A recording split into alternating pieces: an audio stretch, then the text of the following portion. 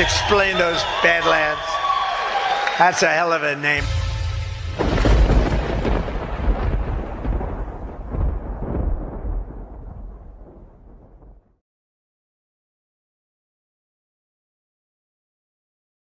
Yo, man, I don't think they heard you. Why don't you tell them what your name is? Mr. Doubleina, Mr. Bob Doubleina.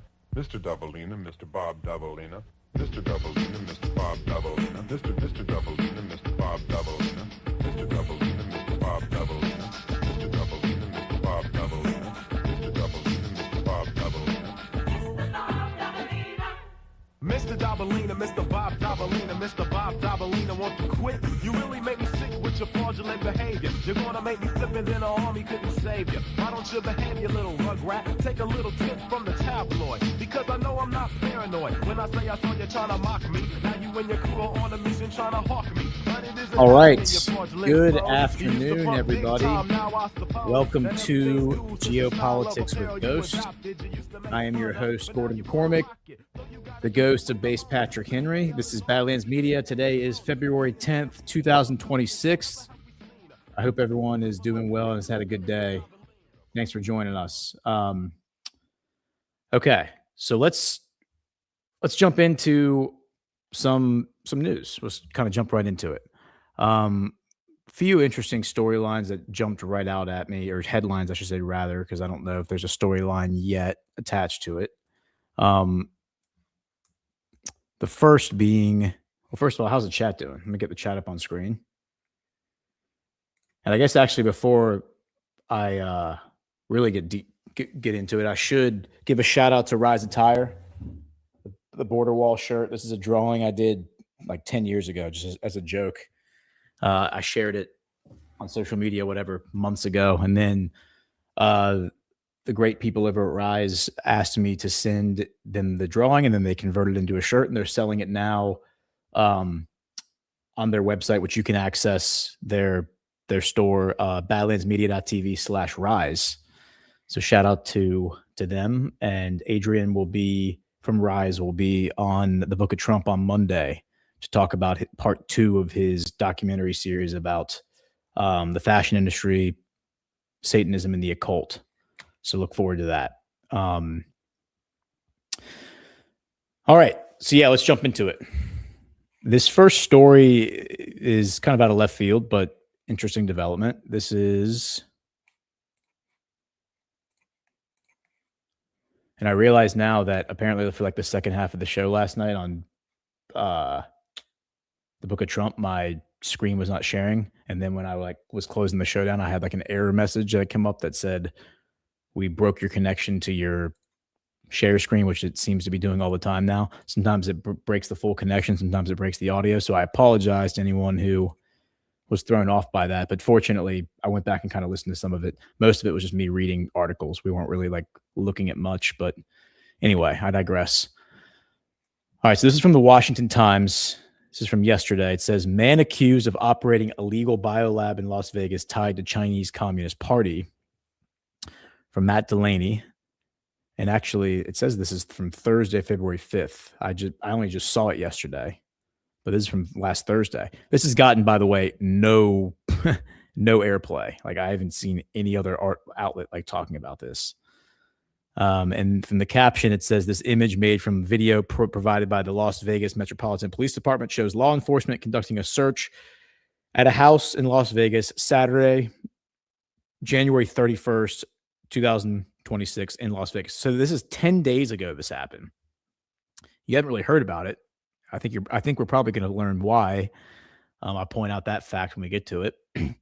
A man accused of running an illegal biolab in the Las Vegas suburbs is scheduled to appear Friday in federal court, suspected of having ties to a Chinese national known for operating a lab in California that experimented with infectious diseases. The FBI raided the home on Saturday of Ori Solomon, 55, who police said operated a suspected laboratory that included, quote, refrigerators with vials containing unknown liquids, end quote. Court documents said federal agents seized 4 handguns and 2 rifles from the residence. Mr. Solomon, who has passports from France and Israel, okay, is in the country on a work visa and is not allowed to possess any guns. So this is where they're like burying the lead here. This guy, if he has passports from France and Israel, what that means is that he is an Israeli citizen, but he's also a French citizen. He's a dual citizen, which is very common when you're an Israeli citizen. Most Israeli citizens have dual citizenship with another country. So he's a dual citizen, a French-Israeli dual citizen. He's not an American, that's for sure. I just love how they phrase that. Who has passports from France and Israel, as opposed to just saying, yeah, he's an Israeli citizen.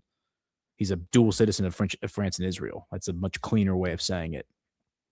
And that, by the way, is why I don't think this story has gotten a lot of airplay, is because of the Israel angle. Because, of course, our media is totally captured and beholden to Israel. That is not at all like breaking news. Everybody should understand that, including the left-wing media.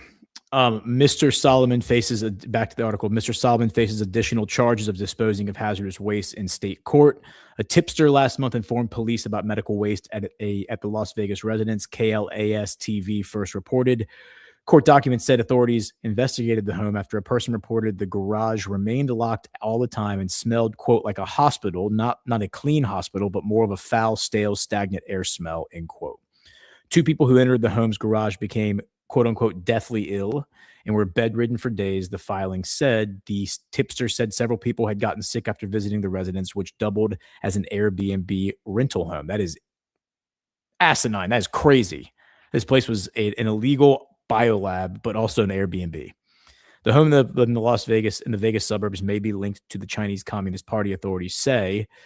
Clark County records show the residence is associated with a limited liability company that operated a similar illegal biolab in California that federal agents shut down 3 years ago. The man charged in that case, Zhai Bei Zhu, is a Chinese national who allegedly ran several state-connected companies in China. Representative Kevin Kiley of California Republicans cited a congressional report that says Mr. Zhu later moved to Canada and set up dozens of corporations to, quote, steal valuable American intellectual property and unlawfully transfer it to China, end quote. After Canadian authorities accused Mr. Zhu of committing, quote, fraud on an epic scale, end quote, he fled to the U.S. and started multiple businesses, including the illegal biolab in Reedley, California, the report says. State inspectors in December 2022 first came across the Reedley lab, which was only licensed to sell COVID-19 and pregnancy tests, the report states. Yeah, it seems to me like if you want to get away with like anything illegal, like if you're doing anything illegal at your house, just tell the government that you're selling COVID-19 tests and they'll be like, oh, did you need us to give you any money? Did you need anything? Did you need us to provide security for you, or just anything at all? Anything we can do to assist you in selling COVID-19 tests and propagating that obvious bullshit narrative, please, whatever we can do to help you. The inspectors found Chinese nationals in the lab who were running experiments on mice and that were, quote, genetically engineered to catch and carry the COVID-19 virus, end quote, according to the congressional report. Mr. Kiley said federal lawmakers prodded the Centers for Disease Control and Prevention to look into the lab, where investigators discovered, quote, at least 20 potentially infectious agents, including HIV, tuberculosis, and the deadliest known form of malaria, end quote. The congressional report says investigators also found a refrigerator in the lab that was labeled Ebola. Mr. Kiley, with Representative Jim Costa, a California Democrat, introduced a bill that would require the Department of Health and Human Services to scrutinize businesses working with, quote, highly pathogenic agents, end quote. Wow.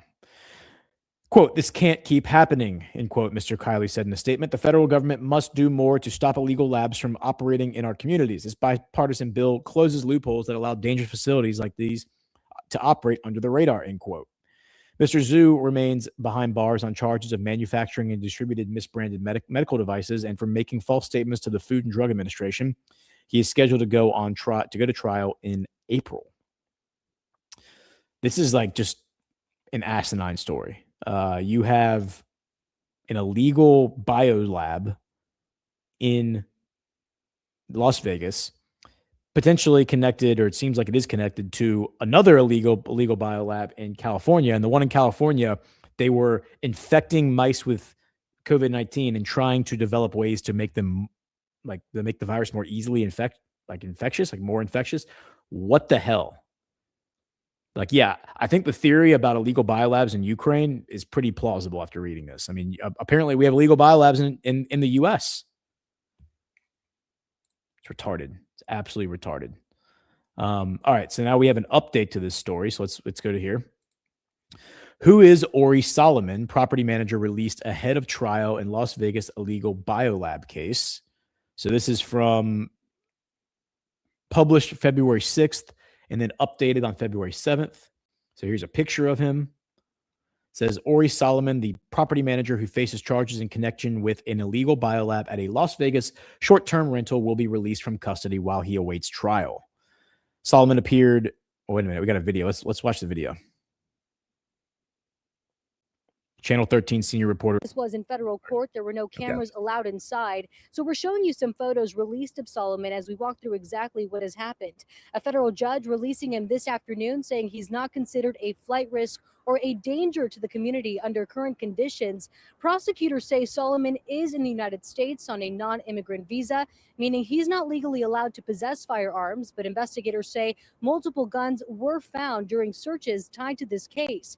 As part of his release, Solomon must surrender any passports and cannot apply for new international travel documents. He's also prohibited from possessing any firearms or weapons, and his travel is restricted to the continental United States. And his initial charge was a charge of disposing and discharging hazardous waste. Solomon is believed to be the property manager for both houses on Sugar Springs and Temple View. And as you just heard there, police say Solomon is believed to be the property manager for the two-home search, where investigators reported finding suspected biological materials and lab equipment. At this point, authorities say testing on those materials is still underway, and it is not yet clear, of course, exactly what they contain. Solomon is also facing a state hazardous waste charge that we'll be tracking. Investigators say the broader investigation into all of this is still ongoing. Reporting in downtown Las Vegas, I'm Alyssa Bethencourt. All right, let's see if there's anything else in this report or this article that she didn't mention. I mean, they're like obsessed with the guns. Like, oh my God, he had guns. It's like, yeah, cool. I don't really care about the guns. I'm way more interested in the fact that he had HIV, tuberculosis, malaria, COVID-19. Like, he had all of these biological agents in this garage that were obviously not being like responsibly sealed because people were walking in the house and getting sick. Yeah, I'm way more worried about that than I am about like the 4 pistols he had. Like, I don't give a shit about the pistols. I want to know about the bioweapons that he had in his garage. But I kind of suspect that they're going to cover this up to some extent. I mean, the media is not reporting on this. It doesn't seem like. While we watch this next article, I'm going to go see if I can find MSM reports on this, because this is KTNV Las Vegas. This is a local ABC affiliate. And I have a little bit of experience working with, not working for, but just working with like the whole corruption stuff I dealt with years ago, like affiliates of these bigger MSM outlets. The affiliates basically kind of operate to some degree of autonomy when it comes to local stories. And then they're basically like fed national news stories that they I assume are required to cover. But when it comes to local like news, they just kind of do it, there's a lot more autonomy. And then of course the central node, like the national desk, will use the local outlets to feed them stories that they want to use to push narratives, right? All right, so this is another video. It says Channel 13 senior reporter Mary Kyler explains what we know about him and how investigators believe he was involved. If it will play. It's puzzling to experts, a biolab in a suburban home garage. Unless these things get raided, nobody's going to find them. It's not like we know that they're there. Investigators say they were tipped off to one by someone who worked in the house. They raided it early Saturday morning. Video revealing the hundreds of samples collected in vials and jugs. Look at that. Days later, police... Hold on. Slow down. Go back. Go back. Enhance, enhance, enhance, enhance. Look at that. There's like just vials of like whatever. I mean, Ebola, malaria, just sitting in a refrigerator like that. There's no way that that's like the way you're supposed to store it. Just like a vial sitting there like that. All right, continue. Video revealing the hundreds of samples collected in vials and jugs. Days later, police identifying this man, Ori Solomon, as the property manager. We have no knowledge that he had any expertise or is in that area, or he's somewhat of a trained biologist. No. Court records obtained by Channel 13 show he's an Israeli citizen here on a non-immigrant visa. Authorities say he works for a Chinese citizen. All right, so tip my hat to the local affiliate for actually calling him what he is. He's an Israeli citizen here on a non-immigrant visa, who goes by the alias David Herr, who owns the home on Sugar Springs Drive. Herr is in a California jail charged following a 2023 investigation of an alleged illegal biolab in Reedley, California. Leaders there holding a press conference this week. Pathogens, including samples of COVID-19. There was 1,000 transgenic mice that were there. Investigators say much of Whoa, what the hell does transgenic mice mean? I mean, let me look this up.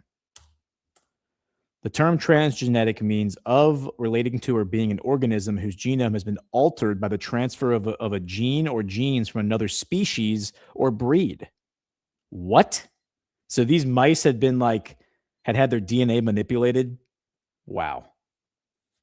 It's unbelievable that this is not the biggest story in America right now. what was found in that Fresno warehouse is consistent with materials found in the lab in Las Vegas. Solomon manages more than 30 short-term rental properties, including this one where the biolab was found in Las Vegas. Okay, so this guy manages 30 rental properties. Maybe we should go search all the other rental properties, guys. I don't know, crazy idea, but maybe we should go search the other 30 rental properties and make sure that we don't have other biolabs there. I mean, I'm not a cop or anything, but call me crazy.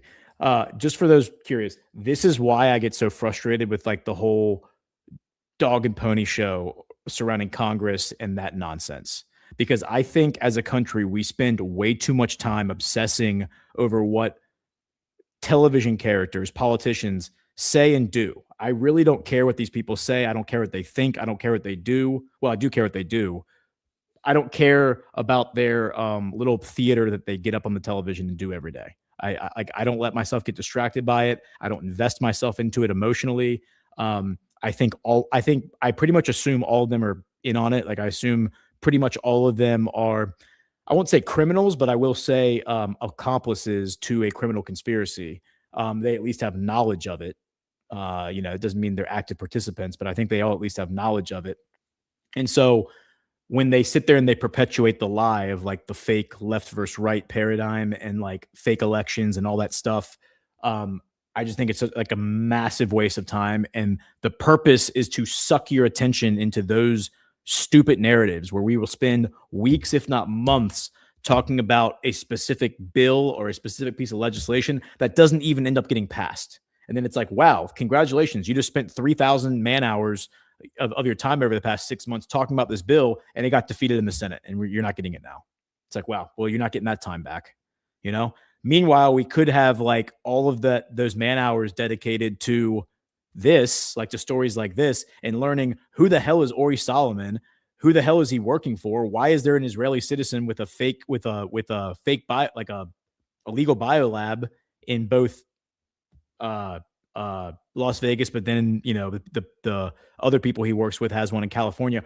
We should know everything there is to know about this guy. If this thing happened 3 years ago, if the first one was busted 3 years ago, it's insane. But instead, anons and citizen journalists are sucked into the super fake central narrative that Fox News pushes out, which is oh my God, are the Republicans going to get the government reopened? Tune in next week to find out. Oh yes, they did get the government reopened. Thank God. Thank God. How would we continue the grift and embezzling and stealing everybody's money if we didn't have the government opened? It's ridiculous. Okay, so let's see. There's a link about how they were tipped off. Okay, so this link takes us to a February 3rd report. So hat tip to this local affiliate. And my experience is I've learned that a lot of these local affiliates actually will run down news stories because, again, they're competing in the space, the information battle space for views, right? I mean, they're ultimately judged, and these people are not making like the kind of money that the people on, national television are making. And if they don't bring in the ratings, they're fired, and then they have to go find another job. So they will run down stories if the stories they think have interest, like public interest. That was my experience dealing with them. And they're not afraid to, talk about things that maybe the national desk wouldn't want discussed necessarily. So it says police. So hat tip to them for like actually running multiple stories on this. Police source describes falling deathly ill after entering the Las Vegas garage where Biolab was found. An arrest report obtained by Channel 13 sheds light on where materials seized from the home may have come from, as well as connections to a man facing federal charges in California. Court records obtained by Channel 13 reveal more information about the man who investigators say was managing the property where an illegal biological lab was found on Saturday. Okay, let's watch this news story. I find this very interesting. Ori Solomon is facing serious charges, both in state and federal court, after investigators seized guns, passports, and uncovered details about the alleged illegal biolab tied to a man in federal custody. So far in Clark County, Solomon is facing one felony count of improper disposal of hazardous waste, specifically hydrochloric acid. The charge comes under a Nevada state law governing weapons of mass destruction, lethal agents, toxins, and delivery systems. Solomon is also facing federal gun charges after authorities found bullets and at least 6 firearms during a search of his Las Vegas home on January 31st. Police and court records reveal Solomon is an Israeli citizen who was admitted into the U.S. on a non-immigrant visa, which is valid until May. That visa prohibits him from having guns. In the search of his home, police found a French passport and an Israeli passport with slightly different spellings of Solomon's last name. Court records show Solomon appears to be particularly concerned about the guns. On February 1st, he called his adult daughter from the Clark County Detention Center. During the recorded jail call, Solomon asked his daughter if there were any guns left or if they were all confiscated. She told him they took 3 rifles but couldn't open the lockbox with the pistol. Solomon replies, "Well, that's just Christopher's stuff. That's not mine." No word yet on who Christopher is. No lights in any of the rooms. 13 Investigates discovered a number of videos on Solomon's YouTube page, ranging from property tours to industrial machinery and parts for sale. One video demonstrates how he was able to troubleshoot a high-capacity bullet-making machine capable of producing over 1,000 a bullet making machine. It's a reloader, people. Like chill out. rounds per hour. Metro Police have not yet commented on what that means for their ongoing investigation. Records also reveal a lot of new details regarding the alleged biolab. Solomon reportedly manages 37 Airbnbs, including the house on Sugar Springs Drive where the biolab was found. The lab was first reported to the FBI on January 9th by a woman who only identified herself as Kelly, saying she worked as a house cleaner at several of Solomon's properties. Kelly told authorities when the garage door at the Sugar Springs home was left unlocked, she saw inside and noted a foul hospital smell. She and another employee named Mikey, who worked as a handyman for Solomon, both reported becoming deathly ill in April of 2025, about 5 days after going into the garage.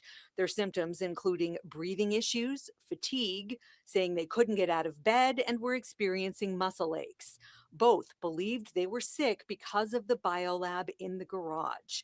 Kelly also told the FBI that Solomon's wife got sick after entering the garage and that a lot of people who have lived inside the house have gotten sick, including one female who ended up in the hospital with severe respiratory issues. The police records and court records show Salomon is employed by a Chinese national named Jesse Zhu, who is listed as an owner of the home in county records. Zhu is currently in federal custody in connection with the illegal biolab he allegedly ran in Reedley, California. Police say Salomon is in constant communication with Zhu while Zhu is in custody. More than 460 recorded calls show they talk about management of the properties and transfers of money to China. Records also show Salomon operates YZ Company USA out of a location on Birchter Drive here in Las Vegas, which authorities believe could also house biolab equipment, viruses, toxins, business documents, and electronic storage devices related to his dealings with Zhu. Salomon is no longer in custody at the county jail. He had an initial appearance in federal court today, and his federal detention hearing is set for Friday afternoon. Darcy Spears, 13 Investigates. Can we just laugh for a second about the fact that the Chinese guy's name is Zhu? Like, I think it's spelled as ZHU, but I'm pretty sure they like his name is Zhai Bei Zhu or Zhai Bei Zhu, I guess. Zhai Bei Zhu, but he goes by Jesse Zhu. His name is Jesse Zhu. And then he has an Israeli guy working for him, managing his properties. That is laugh out loud funny. I don't know, like, is this even a real story? This seems like this might be like a Ghost in the Machine thing, but all right, so I found another story.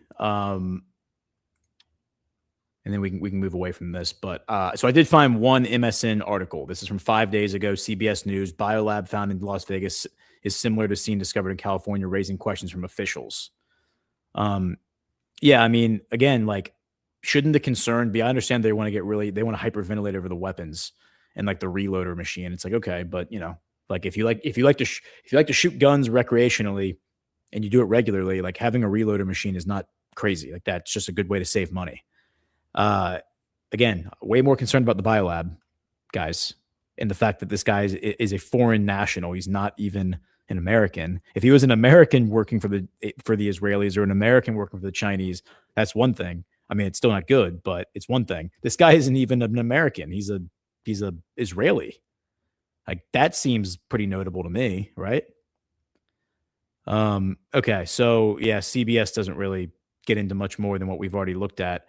And then here is from February 6th, judge orders the release of suspect arrested in an alleged Las Vegas biolab case. A federal judge ordered the release of Friday of a man arrested in connection with what authorities say was an illegal biological laboratory in the East Las Vegas Valley. Ori Solomon, 55, has been charged federally, etc. Yeah. He has been charged federally with a count of being a prohibited person in possession of a firearm. Again, they are obsessing over the firearm. Like, it's so retarded. They've identified him as a property manager for the house that law enforcement entities have investigated that is connected to Chinese citizens facing their own federal case in California. Police said Solomon was a main agent and conspirator with one of the Chinese citizens. In Las Vegas Justice Court, he's accused of disposing or of discharging hazardous waste. So he's only being charged with that at the local level. It's the federal charge, I think, is him not having a gun or him having a gun, but not being legally allowed to. It's kind of crazy. It's like, okay, what about the illegal biolab? Nobody cares. 5 years ago, like everyone would have been losing their shit over this, but nobody cares about getting sick anymore. 6 feet to separate the spread or whatever that stupid saying was. Our client doesn't have any real information with whatever that lab was doing, and we vehemently deny any allegations that he was involved with anything dealing with the lab, said defense attorney Charles Goodwin after court, even though this thing operated as an Airbnb and his job was literally to go there like every day and like maintain the property, right? But he had no idea that there was a illegal biolab in the garage. At a prior federal court hearing, federal prosecutor Clay Plummer said the government would seek the detention of Solomon, but on Friday, Plummer said the government did not want to detain Solomon. He had asked U.S. Magistrate Judge Alana Yokok, gonna have to look up who that is, to place restrictions on Solomon's travel, including that he notify pretrial services of his itinerary when he leaves Clark County. Goodwin said he did not think his client would object to these conditions. Quote, "We are in agreement," he told the judge. Ukok ordered that Solomon's travel be limited to the 48 continental states, that he must provide notification when he leaves the county, and that he must not possess guns. She noted that Solomon has a home, children, and works locally. The allegations were concerning, she said, but not so severe that he needed to be detained. That's mind-blowing. Ukok said that Solomon has no criminal history. Solomon was prohibited from possessing. That's because he's not from America. Like, he hasn't lived here his whole life. Solomon was prohibited from possessing a gun because of his immigration status, specifically the type of visa he holds, but had 4 handguns and 2 rifles, according to a criminal complaint. Goodwin said after court that he had no information about who owned the gun at issue. Court records said that while in custody, Solomon called the number of his adult daughter and asked, "Is there any guns left? Is there any guns left in the house, or did they confiscate it?" Yeah, then goes through that Christopher anecdote we already heard about. It then explains like they had all the bio stuff, like all the weird containers. And then it goes into the history of that other house in Southern California. Yeah, so let's just like analyze this for a second. My big concern, like if I'm the judge, I think this judge, I'm going to look into who this judge is real quick because I need to understand this. My concern is that this guy is not a U.S. citizen, specifically that he's an Israeli citizen. If he was a citizen of any other country, I would be less concerned. But because Israel has a very hostile extradition policy where they basically won't extradite anybody for any reason whatsoever unless it's like a super high profile case and there's no way that they can keep the person in Israel without suffering a significant reputational damage. That like all this guy has to do is figure out a way to get to Israel, and Israel's going to protect him. And I will point to that guy who was arrested last year. Remember the guy who was arrested for trying to have sex with a 15-year-old girl in Las Vegas, by the way. I think that happened in Las Vegas, if memory serves. And he was like a top member of Netanyahu's IT, like cyber division, like cyber security division. But judge lets him go on bail. And they're like, all right, just make sure you're here next month for your arraignment hearing. But dude hops on a plane, leaves America, and never comes back. He's never coming back. He still had, I went and checked. I still have not seen any update of his like arraignment hearing. That was a year ago. So yeah, like my concern here would be he's an Israeli. Like that would be my chief concern. I don't care if it's anti-Semitic. Fine, it's anti-Semitic. This guy had an illegal weapons lab in his garage. He's not a U.S. citizen. He had guns. If you really want to hyperventilate over that, okay, he had guns. Maybe he was going to do something scary. But yeah, I'm worried about him running and never coming back. And all the law enforcement people involved in this are retarded for letting this happen. All right, so I want to look into who this judge is because that name is interesting to me. And I am in a profile here because profiling is just an efficient way of investigating things. Her name sounds Jewish. Let's just be honest about that. Let's see. She was appointed effective August 6, 2019. She is a U.S. District Court judge for the District of Nevada. So she is a federal judge. She was selected to be to fill the vacancy left by the retirement of Judge George Foley. Prior to her appointment, Judge Ukok was an equity partner at Jackson Lewis, where she specialized in labor and employment law. She previously held leadership roles at Brownstein, Hyatt, Farber, Schreck, and Schreck Brigham, and began her legal career as a clerk for the U.S. District Court for the District of Columbia.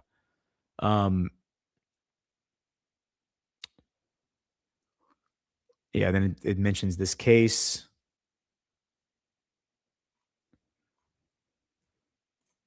All right, I just want to see if we can get a profile on her.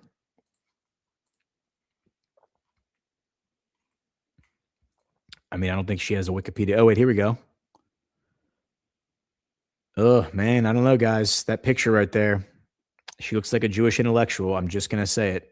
I'm just saying it out loud. And yes, I am profiling right now, but you know what? Sometimes you got to profile to be an effective investigator, to be an effective detective. You got to profile. Let me just check one more thing.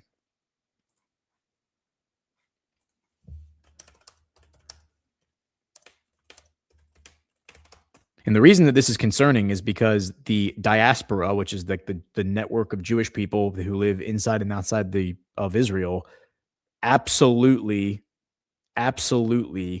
like do this stuff. They're called helpers. I forget what the Jewish term is for it, but the Hebrew term, but they're called helpers. And Mossad basically goes out and recruits these people to help them, and they do it by this is all like official. This is all formally documented and has been exposed.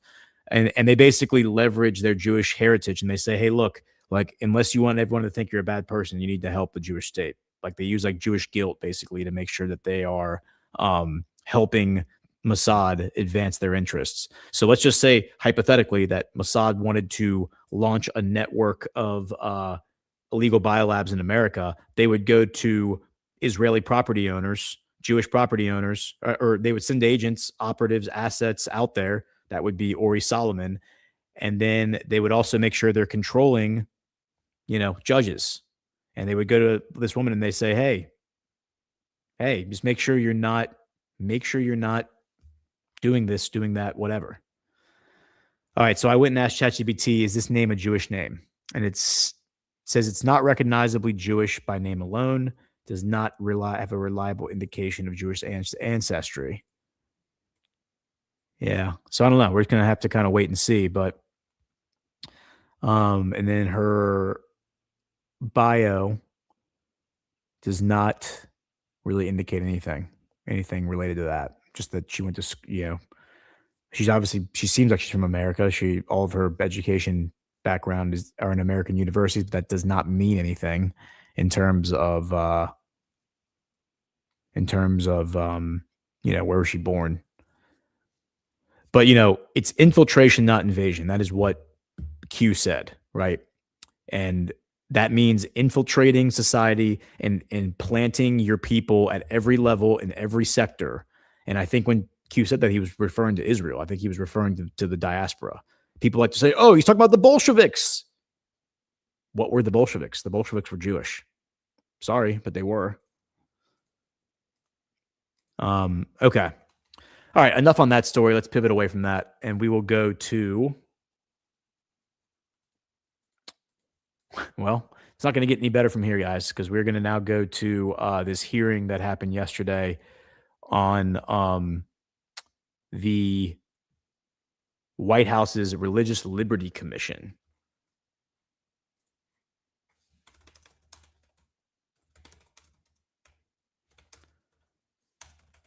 All right, and so let's go to, I played a little bit of this on Badlands Daily, so I apologize if this this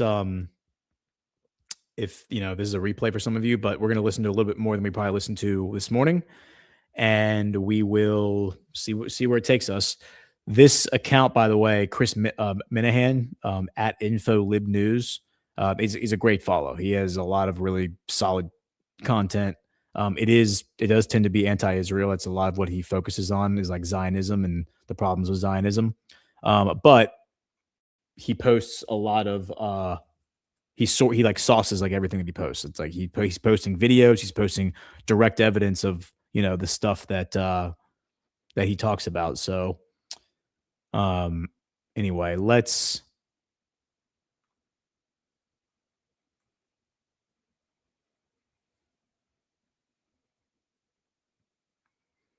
start with this one.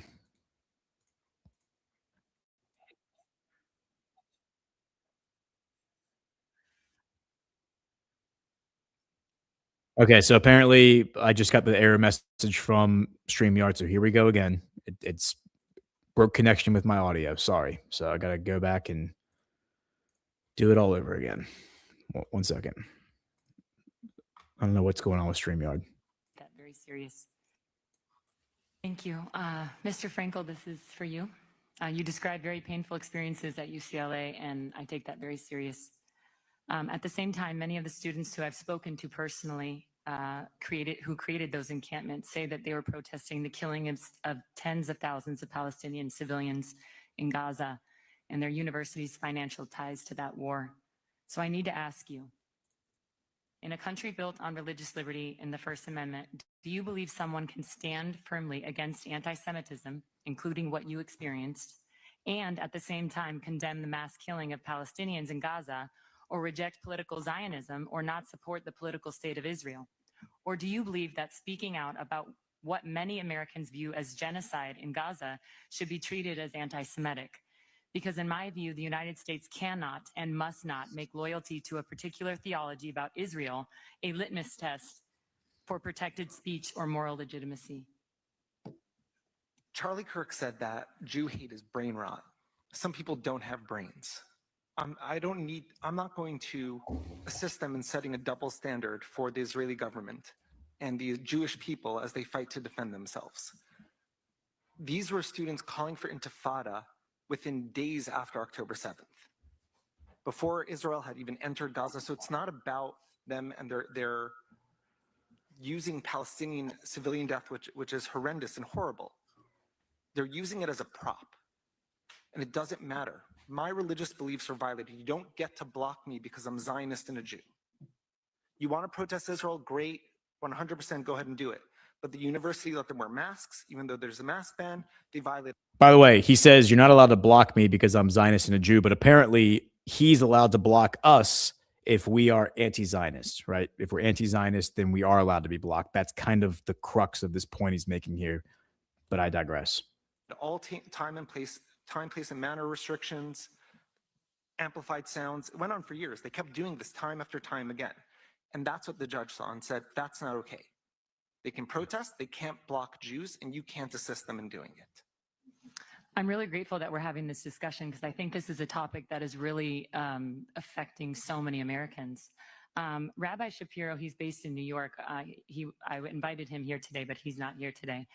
He says, and I would love your opinion on this, American Jews are increasingly treated as less fully American, our loyalty question, our belonging made conditional because Zionist ideology falsely claims Israel is the nation state of Jews everywhere and that every Jew is nationally tied to it. He says, this framing is anti-Semitic at its core. It strips us of our identity as Americans, recasts us as foreigners in our own country, and arms anti-Semites with accusations of divided loyalties and collective guilt for actions we neither chose nor control. No other foreign country does this. No sovereign state claims to politically represent an entire worldwide group defined by religion or heritage and bind its members to its deeds. Yet Jews alone bear this unique, unjust burden. That dangerous lie must be rejected openly and firmly. The remedy is clear: civic education that teaches unconditional American belonging through citizenship alone, not ethnicity, heritage, or any fabricated foreign tie. We are Americans, full stop, and we reject any doctrine that treats us otherwise. Would you say that statement is anti-Semitic? What I'll say is that Natan Sharansky says there's three things that you shouldn't do with Israel. You shouldn't delegitimize it, you shouldn't demonize it, and you shouldn't apply a double standard. You can abide by those three things, you're not anti-Semitic. So by not being a Zionist, does that make you an anti-Semite? I don't think you need to be a Zionist to support a country that defends itself and is free and religious in a hostile neighborhood. So is anti-Zionism anti-Semitism? One second, Karen. Yes. It is? It is? Sorry. Yes. To take that. Well, there you go. Like, there it is right there, guys. Like, he's just said, yes, if you're anti-Zionist, then you're anti-Semitic.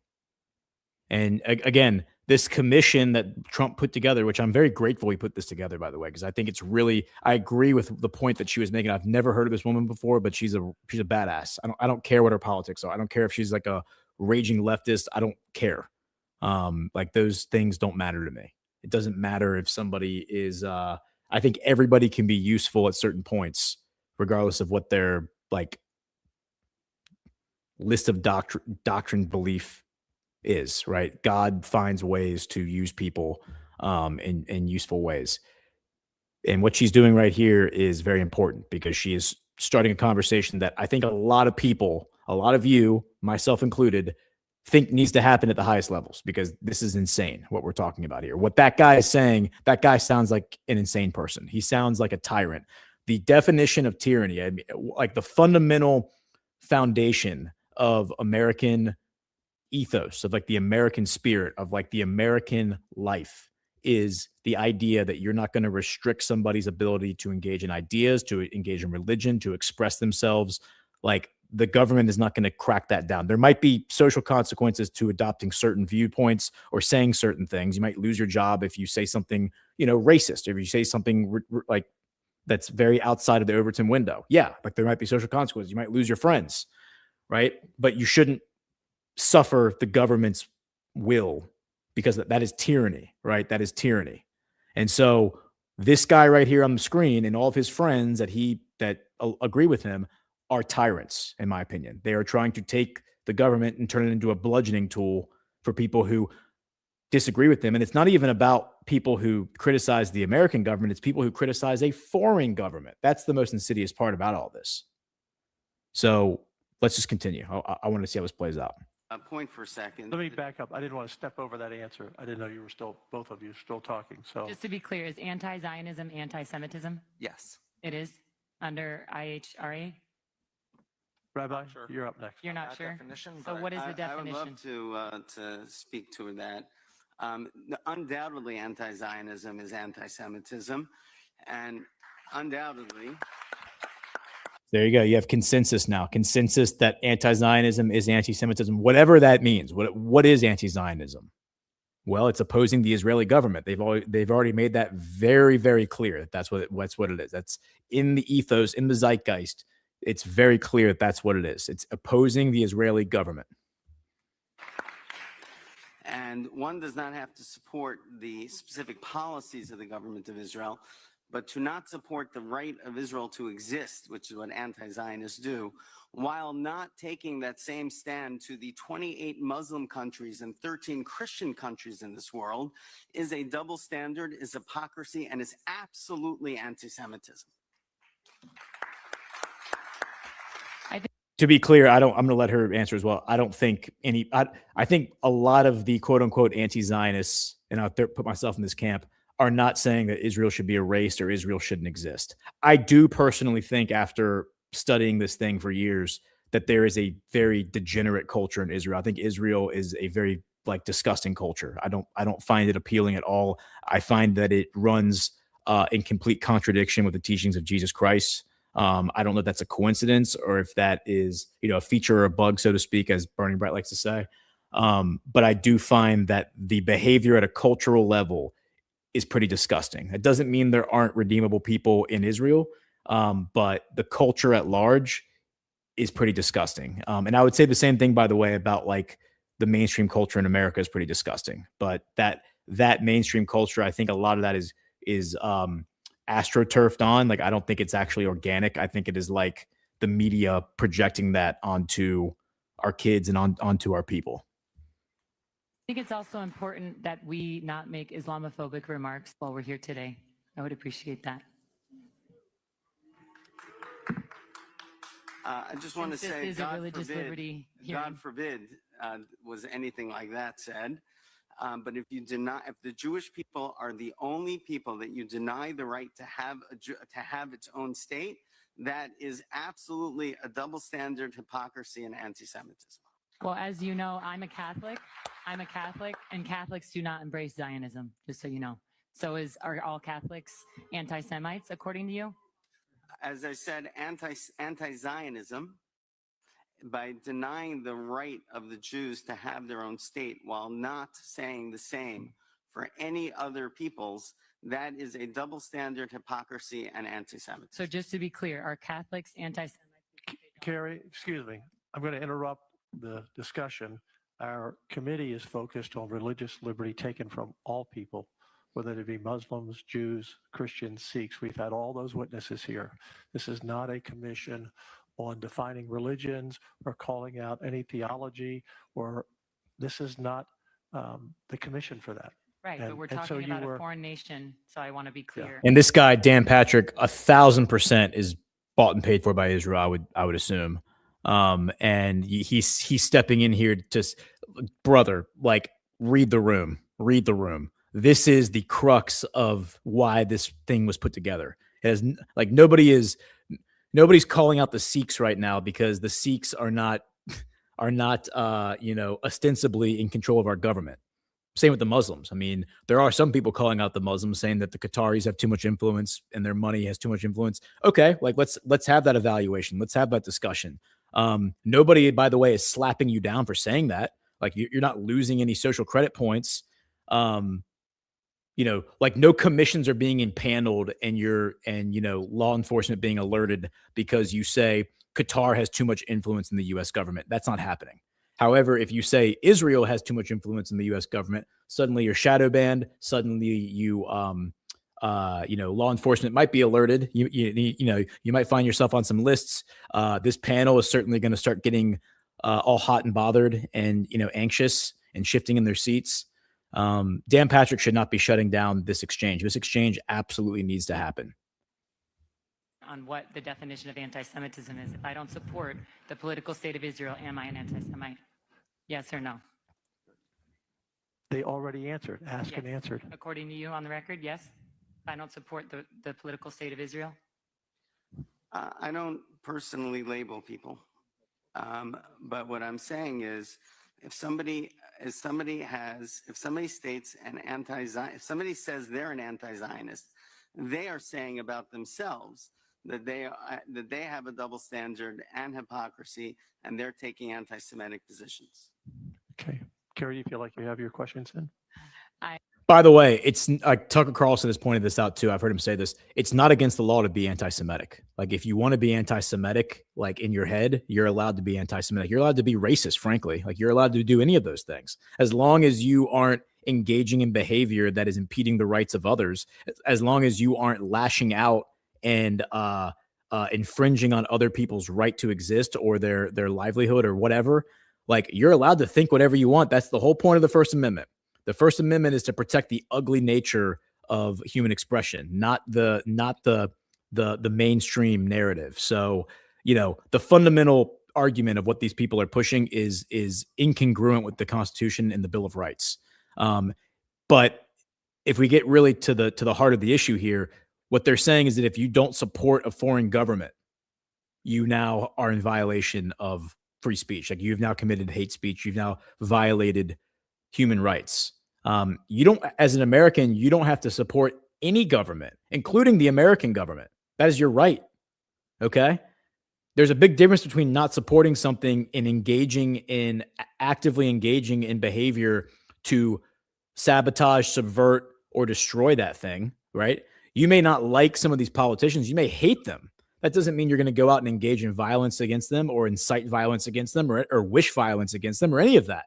Right. Those are two separate things. But again, what the leftists do, and all of these Zionists are leftists. Zionism is a leftist ideology because what it does is it worships the state. It basically begs for more state power, and it begs the state to come in and police people's behavior. That is a leftist, fundamentally leftist view. And like the minute you're doing that, you're a leftist. The minute you're coming in and you're policing people's speech, you're policing their behavior, you're micromanaging their lives, you're a leftist. So these people are all leftists. Christian Zionists are all leftists. They all worship the state. Chris Paul and I have had more conversations about this offline than I can even count. And we are completely in agreement on that. And yeah, it's disgusting. It's absolutely disgusting. Get off your knees and stop worshiping government, please, for the love of God. Go back to worshiping Jesus. I'll get off my soapbox now. I don't agree with that because as a Catholic, I don't agree that the new modern state of Israel has any biblical prophecy meaning at all. So that's my stance, and I'm Catholic. Yeah. Dr. Ben. First of all, I want to thank you all for your passionate stance and bringing some clarity to this issue. I've known a lot of Jewish people, worked with a lot of Jewish people, some of the finest people that I know sitting. Okay, so I wish that had kept going because I would love to hear what Ben Carson has to say. I'm sure he probably has a much more reasonable view than some of these other people. All right, I want to play this other video in exchange. This is between the same woman. Again, I don't know who this woman is, but I like what she's saying. I think what she's saying is very, very reasonable, and she identifies herself as a Catholic. This is an exchange between her and the CEO of Babylon Bee, Seth Dillon. Seth Dillon is a satirist, right? Like he is somebody who engages in satire, comedy for a living. And yet, when it comes to this one issue, there is no satire in his mind. There is no tongue-in-cheek joke when it comes to the state of Israel. And all you have to do is go look at the Babylon Bee's writings, and you'll get a sense of that. They mock Jesus, they mock the Prophet Muhammad, they mock everything else, but they never mock the state of Israel. Carrie? Thank you. Dr. Scott Hahn, one of the most respected Catholic theologians, he's written over 50 books. He's a biblical scholar, professor of church history. He said this: stop carelessly labeling people anti-Semites. Catholic Christianity does not in any way require you to embrace Zionism as a fulfilled prophecy. So what I've heard today is that if you don't support Zionism, you are an anti-Semite. Is that your testimony today, Seth? Yeah. Thing on. I thought you were asking him. No, I'd like to ask you. Now I'm on the hot seat. Yeah. I don't think that someone failing to support I guess it depends on what you mean by Zionism. There's been a conversation about that today. You know, if Zionism is simply taken to mean the Jewish people's right to exist in their homeland, if you're actively promoting or seeking their eradication, then yes, I think that would definitely be anti-Semitic. Yeah, if so you're if it's simply not not that, adopt, if but it- if you're thinking of the definition more of like, well, the Bible says Yeah, that we have theological. to have this faithful commitment to the Jews and the, Right, theological supremacy. Yeah, you don't have to have that view. No, Thank there can be you. a range of views on Thank that. you. Yeah, So it wouldn't be absolutely. anti-Semitic, just like Dr. Scott Hahn said. No, it can be a cover for anti-Semitism, but it isn't, I don't think, inherently anti-Semitic. No, of course not. Thank you for that. And then one last thing, two things for you. One, what was the purpose of the Hamptons hearing meeting that you had? Yeah. And then two, I would really appreciate it if you would stop calling Candace Owens an anti-Semite. She's not an anti-Semite. She just doesn't support Zionism, and that really has to stop. Okay. Yeah. I don't know why you keep bringing her up and Tucker. Well, because they're the two most famous anti-Semites. There you right go now. again. Yeah. Everyone's an anti-Semite. Everyone's an anti-Semite, I guess. So if you don't support Zionism, you just said you're not an anti-Semite, yet Candace is an anti-Semite. I think she goes far beyond not merely supporting Zionism. She calls Jews the synagogue of Satan. She denigrates anyone who, she often uses the word Zionist and the word Jew interchangeably. At one point, she slipped up and used the word Jew, and someone said, oh, you're not saying Zionist anymore? She's like, no, gloves are off. So do you think saying Christ is king is anti-Semitic? No, Christ is king. Amen. Christ is my king. He's the Okay. king of the universe. So that's what started but- the whole thing with her, right? But my thing with her, Christ. What I explained to her, and this is what she considered this deep betrayal, was simply that the phrase "Christ is King" has been, admittedly by many, co-opted for the purpose of identifying with a Groyper movement and putting the Jews in their proper place to show them that they are other than. And they will use the phrase in very, very nasty contexts, like I cited in my statement earlier, Christ is king, you dirty Jew. I've had that told to me dozens of times. Do you think that that's anti-Semitic? Of course. Okay. So the phrase... No, not the Christ is king part, but the you dirty Jew. of Right. course. So I say Christ is king all the time. I'm not an anti-Semite. right. And I don't think that makes you an anti-Semite. Thank you. I'm talking about how the phrase can be abused. So there's plenty of ways to use that phrase in a certain context or paired with other sentiments that make it clear that that person doesn't actually believe Christ is king. You can't say Christ is king, you dirty Jew, and call yourself a Christian. Christians worship a Jew. It's just absurd. So, but no, the phrase itself, and this is what I actually said in my comments, the phrase is not anti-Semitic. I declare it with humility and reverence myself. It's the abuse of the phrase. Just like when someone takes the Lord's name in vain, you should find that objectionable as a Christian. I hope that you do. Someone saying something like that in that context to a Jewish person for the purpose of treating them as other than or excluded or, to disparage them in some way, that is using the Lord's name in an abusive manner. It's exploiting it for political reasons or just for the sake of promoting hatred. And I find that repulsive. So anti-Semitism to you is mostly speech, correct? I didn't say that. No, I don't know where you got that. But for someone to say Christ is king on their social media platform, would you label that an anti-Semitic if you're looking into the context of what they're saying it, or if they just say it, Christ is king. Like, it could be why you are we have to analyzing look that? at the context. Yeah. But I would say that's anti-Christian if you're analyzing why I'm saying Christ is king. No, saying the phrase Jesus Christ is not taking the Lord's name in vain unless you're doing it in a certain context, right? There's context matters. Yeah, so going back to Candace Owens, yeah. when she worked for Daily Wire, your friend Ben fired her because she said Christ is king. And I never said that what she said was anti-Semitic. Okay, but you're calling her an anti-Semite. Oh, yes, because she said way worse than that. Okay, let's move on because everyone seems to be obsessed with Candace. My last question, why were you at the Hamptons? Can just real Why quick, were you at the Hamptons? Do you think that anything Candace has said is anti-Semitic? No, I don't. Nothing, ever. That's interesting. I mean, I listen to her daily. You should look up more of I haven't her heard one statements. thing out of her mouth that I would say is anti-Semitic. Okay. If I may, could I answer the Hamptons question? You may answer. I'll do it briefly. You may answer, and This is interesting because I want to hear this part because this is the part about Charlie Kirk. This is like the famous meeting between Charlie Kirk and all of his handlers, which this guy was at that meeting. I encourage you to answer, but this is not an interrogation, so you don't have to answer. Of course, yeah. I'm having fun. I'm not interrogating him. He's a comedian. He can handle it. Yeah, no, this is the best part of my day. The Hamptons meeting was a retreat called by Charlie. It was. I don't know if many of you are familiar with this. I'll give you a little context, but there was a claim that was made that an intervention was staged with Charlie, where people pulled him into a room in a very aggressive manner, pressured and blackmailed him because they felt like he was straying away from his support for Israel. That was the claim. The Hamptons retreat, and the Hamptons retreat was characterized that way. It was not like that. There were about 30 people there, handpicked and invited by Charlie personally. He brought us there. He stood at the front of the room with a microphone throughout the thing. The theme of it was Save the West. His primary focus was on the threat of Islam, the problem of Islam. There was heated and spirited debate about the issue of Israel in the room, but it was debate that Charlie himself initiated, and he wanted to hear different perspectives on it.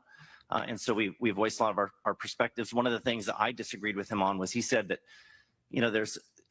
if you're not sufficiently supportive of Israel, it can be really ruinous for you in a position like his. Yeah. If you criticize Israel at all, they'll try to denigrate you and destroy you and call you names, call you anti-Semitic, etc.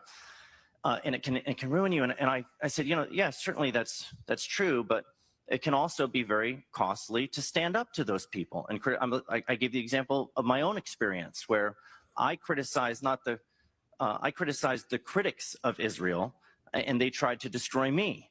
And so, we can all, whine and cry about the consequences of what might happen if we say certain things, but everybody has a right to give their opinion and say what they think.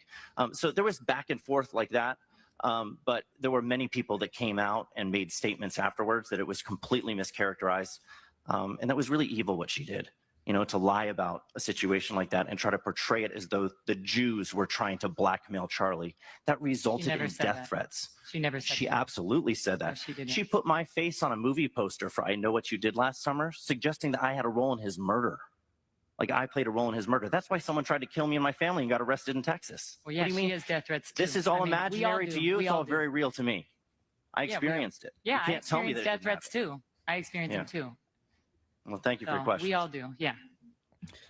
Interesting. I kind of thought it was interesting that basically, we just watched about 17 minutes of footage there, and pretty much throughout the entire 17 minutes, they were saying, yeah, if you disagree, if you basically don't support Israel, then you're an anti-Semite. They made that pretty clear, even though they were trying to be wishy-washy about it. But at the end, the consensus was yes. And then, but with the underlying premise being that anti-Semites are a despicable plague on humanity and basically need to be expelled from society, ostracized from society. And then Seth Dillon goes on to say, I disagree with Charlie Kirk that when he said, if you're not fully supportive of Israel, that it can be very ruinous to your career. It's like, but didn't y'all just say a minute ago that if you don't support Israel, you're an anti-Semite and you will call people who aren't supportive of Israel anti-Semite? the hypocrisy. It's the hypocrisy. It's the inconsistency. It's the behavior of tyrants. I mean, there's really no other way to put it. It is the behavior of tyrants that we're seeing. Okay, so let's take a quick break. We'll come back. We'll reset. Got some geopolitical news to get into. Everyone, please hit the thumbs up. Thanks for being here. And we will. Mr. Doubleina, Mr. Bob Doubleina, Mr. Doubleina, Mr. Bob Doubleina.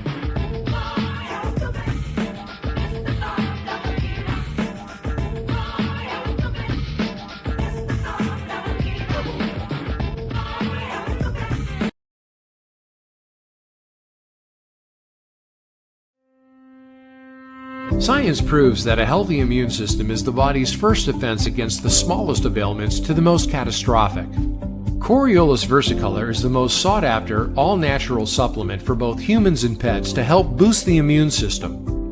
There are over 400 studies worldwide on its effectiveness in humans, including Sloan Kettering Cancer Center, MD Anderson Cancer Center, and now from the University of Pennsylvania School of Veterinary Medicine. Together, we can help reverse this terrible tide now plaguing your loved ones and give them the immune-boosting supplements that they need.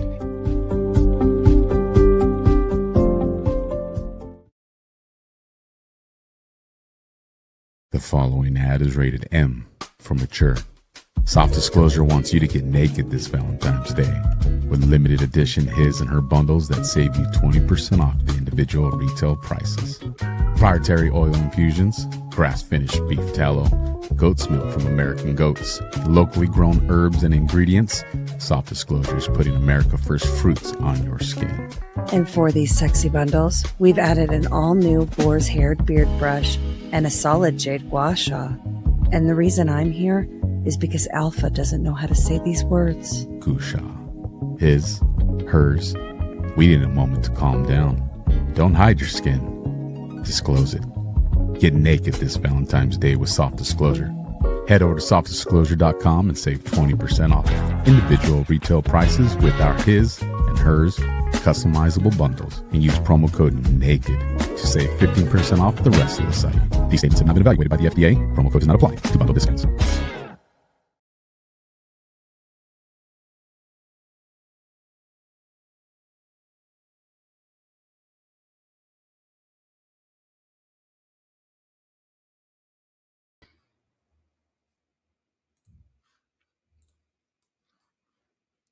What's really on your plate? Grocery store beef could have dozens of DNA profiles, chicken labeled organic or natural, often just processed and shipped in bulk from the same two companies, no matter the store or the label. At Rattlesnake, they control every step: raising, aging, packing, no subsidies, no big ag middlemen, just real honest meat that tastes like it should.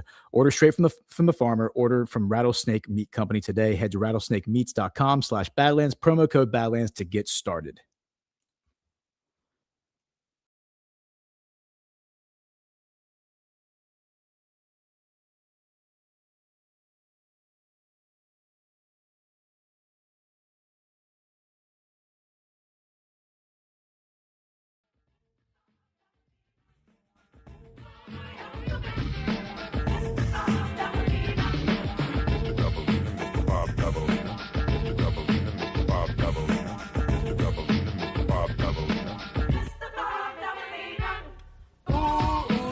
Mr. Dabalina, you thought you could manipulate, you thought you could fool me. Ooh, Mr. Dabalina, teach wizard put me on a stuffer, then he schooled me. Prince could be fraudulent, just you wait and see. First he was my money grip, then he stole my honey dip. Mr. Dabalina is a serpent, don't you agree? The little two-timer resembles Aunt All right. with jeans and a dirty Welcome white back, everyone, for hour 2 of Geopolitics with Ghost. Today is February 10th, 2026. Here on Badlands Media, I'm your host, Gordon McCormick, a.k.a. the ghost of bass Patrick Henry. All right, so we spent that first hour looking at more domestic stuff. I mean, I think it's all geopolitics, but it's domestic. The first being that the Biolabs story, the second being that Religious Liberties Committee hearing that ultimately is a discussion on First Amendment and free speech. So now let's go to a related story. I think this all kind of sets up, the first hour kind of sets up what we're going to talk about here, which is the big story, Netanyahu is on his way to,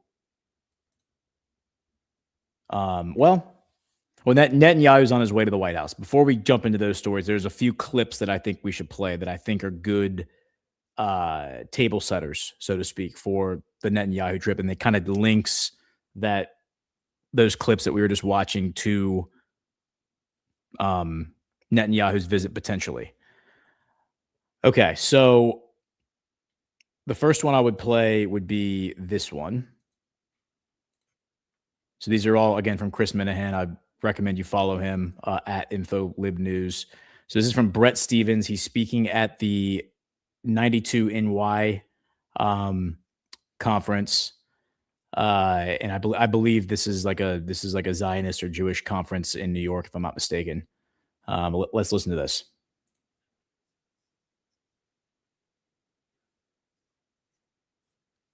Oh, excuse me. It's not added to caught myself that time, guys. Not added to the stage, but I added it now. All right, let's start it over. There isn't a social justice movement in America in which Jews haven't played a founding or leading role. Yet virtually every one of those movements today is shot through with anti-Semitism. This always seems to come as a shock to us, perhaps never more so than after October the 7th, when we witnessed just how little compassion there was for Jewish anguish, most of all from the very people to whom we had given so much. There isn't a social justice. So again, the reason I thought that clip was relevant, and probably the reason I would assume that Chris Minahan posted it, is this guy, Brett Stevens, speaking to a strictly Jewish audience in New York, is reminding all of them that, hey, social justice is what we do here. Like, that is what the Jewish diaspora has pushed. And so again, like, years ago, that would have been considered an anti-Semitic thing to say. Like, you would have been banned from social media years ago for suggesting that the Jewish diaspora was behind social justice movements. And yet this guy is up there in front of all of his friends admitting that, saying, yeah, of course, like, we funded all this. Like, we funded, there isn't a social justice movement that's ever happened where we weren't the ones funding it. And again, it's one thing if that is a totally organic domestic development, right? If it's a bunch of American Jews who are funding this, okay, that kind of becomes like a power projection exercise. Whoever has the most convincing argument, the most money, the biggest war chest can, get their message out there. But if this is a foreign operation run by a foreign government or a foreign diaspora, doesn't that kind of fundamentally change the optics of it and fundamentally change like what it's impacting? I think that is worth evaluating for sure. And by the way, in that discussion with Seth Dillon, the argument was that Seth was whining because they were because they had conflated, or Candace Owens had conflated Zionist with the term Jew. Isn't that what they have done? Isn't that like wasn't the whole committee talking about how if you're Zionist, you're anti-Semitic? I mean, the IRHA, the International Holocaust Remembrance Alliance, which is the organization that has created the term anti-Semitism that is now being implemented in 38 states as the definition of hate speech as it relates to anti-Semitism. All of those say that those two words basically are one and the same, that you are anti-Semitic if you're anti-Zionist. And I see Bunny in the chat. What's up, Bunny? She says, well, then I know a lot of anti-Semitic Jews. And she's right. There are massive protests happening all over the world from Jewish communities that are anti-Israel. So again, that just is like one of those really inconvenient facts that never gets brought up or reported on, but is absolutely a thing, and kind of flies in the face of Seth Dillon and all of his friends on that committee. All right, so the next video that I want to play is this one. This is a little more relevant, specific, like directly relevant to what we just watched. This is Joseph Gordon-Levitt, who's an actor. You may recognize him, speaking at Congress on repealing Section 230.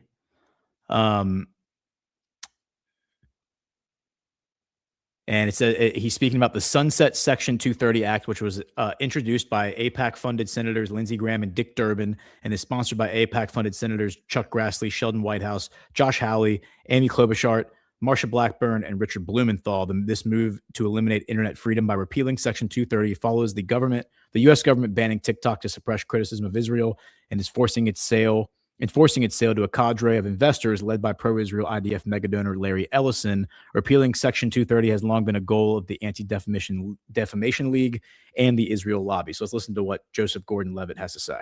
I understand what Section 230 did to bring about the birth of the internet. That was 30 years ago.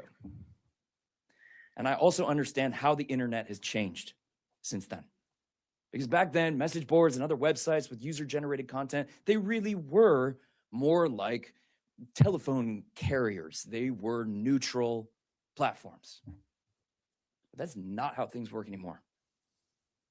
Today, the internet is dominated by a small handful of these gigantic businesses that are not at all neutral, but instead algorithmically amplify whatever gets the most attention and maximizes ad revenue. And we know what happens when we let these engagement optimization algorithms be the lens that we see the world through. We get a mental health crisis, especially amongst young people. We get a rise in extremism and a rise in conspiracy theories. And then, of course, we get these echo chambers.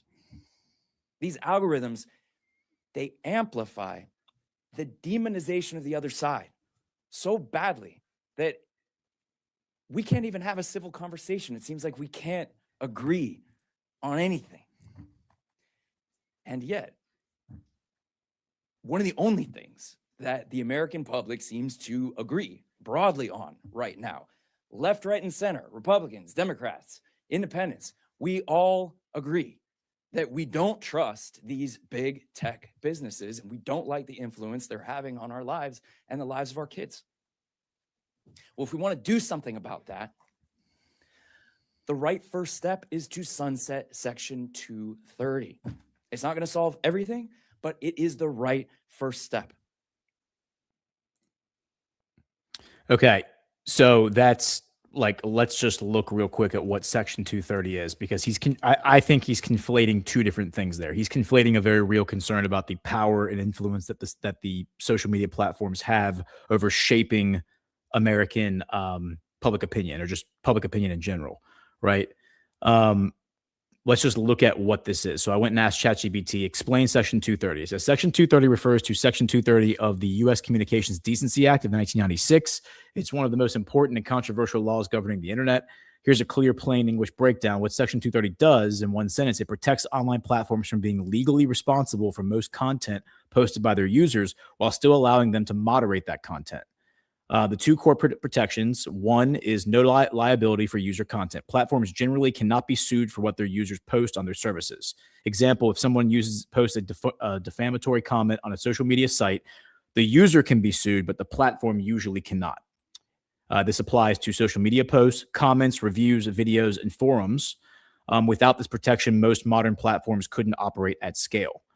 And then the second part is the freedom to moderate, the Good Samaritan protection. Platforms are allowed to remove or restrict content they find objectionable, even if that content is legal, without becoming liable for other content they leave up. Example, a site can remove hate speech or misinformation that doesn't make it legally responsible for every post it misses.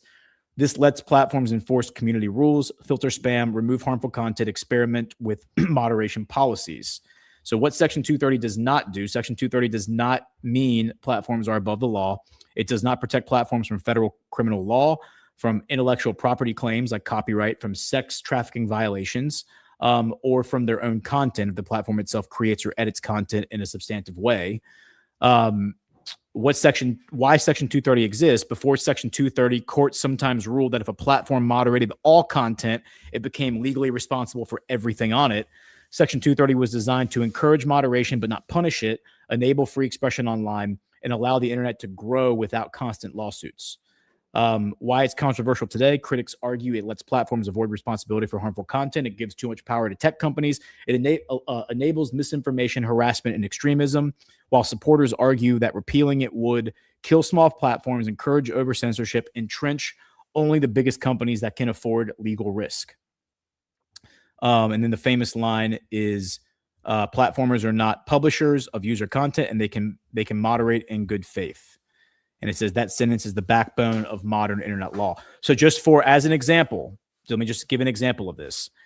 If they were to repeal Section 230, and I'm not a lawyer, so a lawyer would have to validate this idea, this claim, but we at Badlands would be legally liable for anything that you animals say in the live chat. So anybody says something in the live chat that could potentially be defamatory towards anybody, somebody at Badlands, somebody out of Badlands, or could be construed as hate speech or whatever, we would have to ban you as a user and you would never be allowed back here. Like that's just one example. Obviously, you could apply that to X. You could apply it to all the social media platforms. We can all agree that they are shadow banning people on those platforms already. As the law stipulates, they are, they're allowed to moderate content at their own pleasure, right, without being legally liable for anything that they miss. But obviously, if they got rid of Section 230, the internet would stop functioning as a free speech platform and would become basically just a quagmire of lawsuits and social justice nonsense, basically.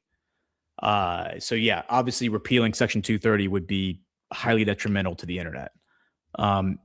Now, where Joseph Gordon-Levitt is conflating the two issues is he's conflating that idea with, the algorithm discussion and like how X and Facebook and all them and Instagram are shaping public opinion through algorithms. Like that should be addressed, but repealing Section 230 is not how you address that. You address that through a different mechanism. I don't know what the mechanism is, but a public discussion, a public debate certainly would be a first step or an important step.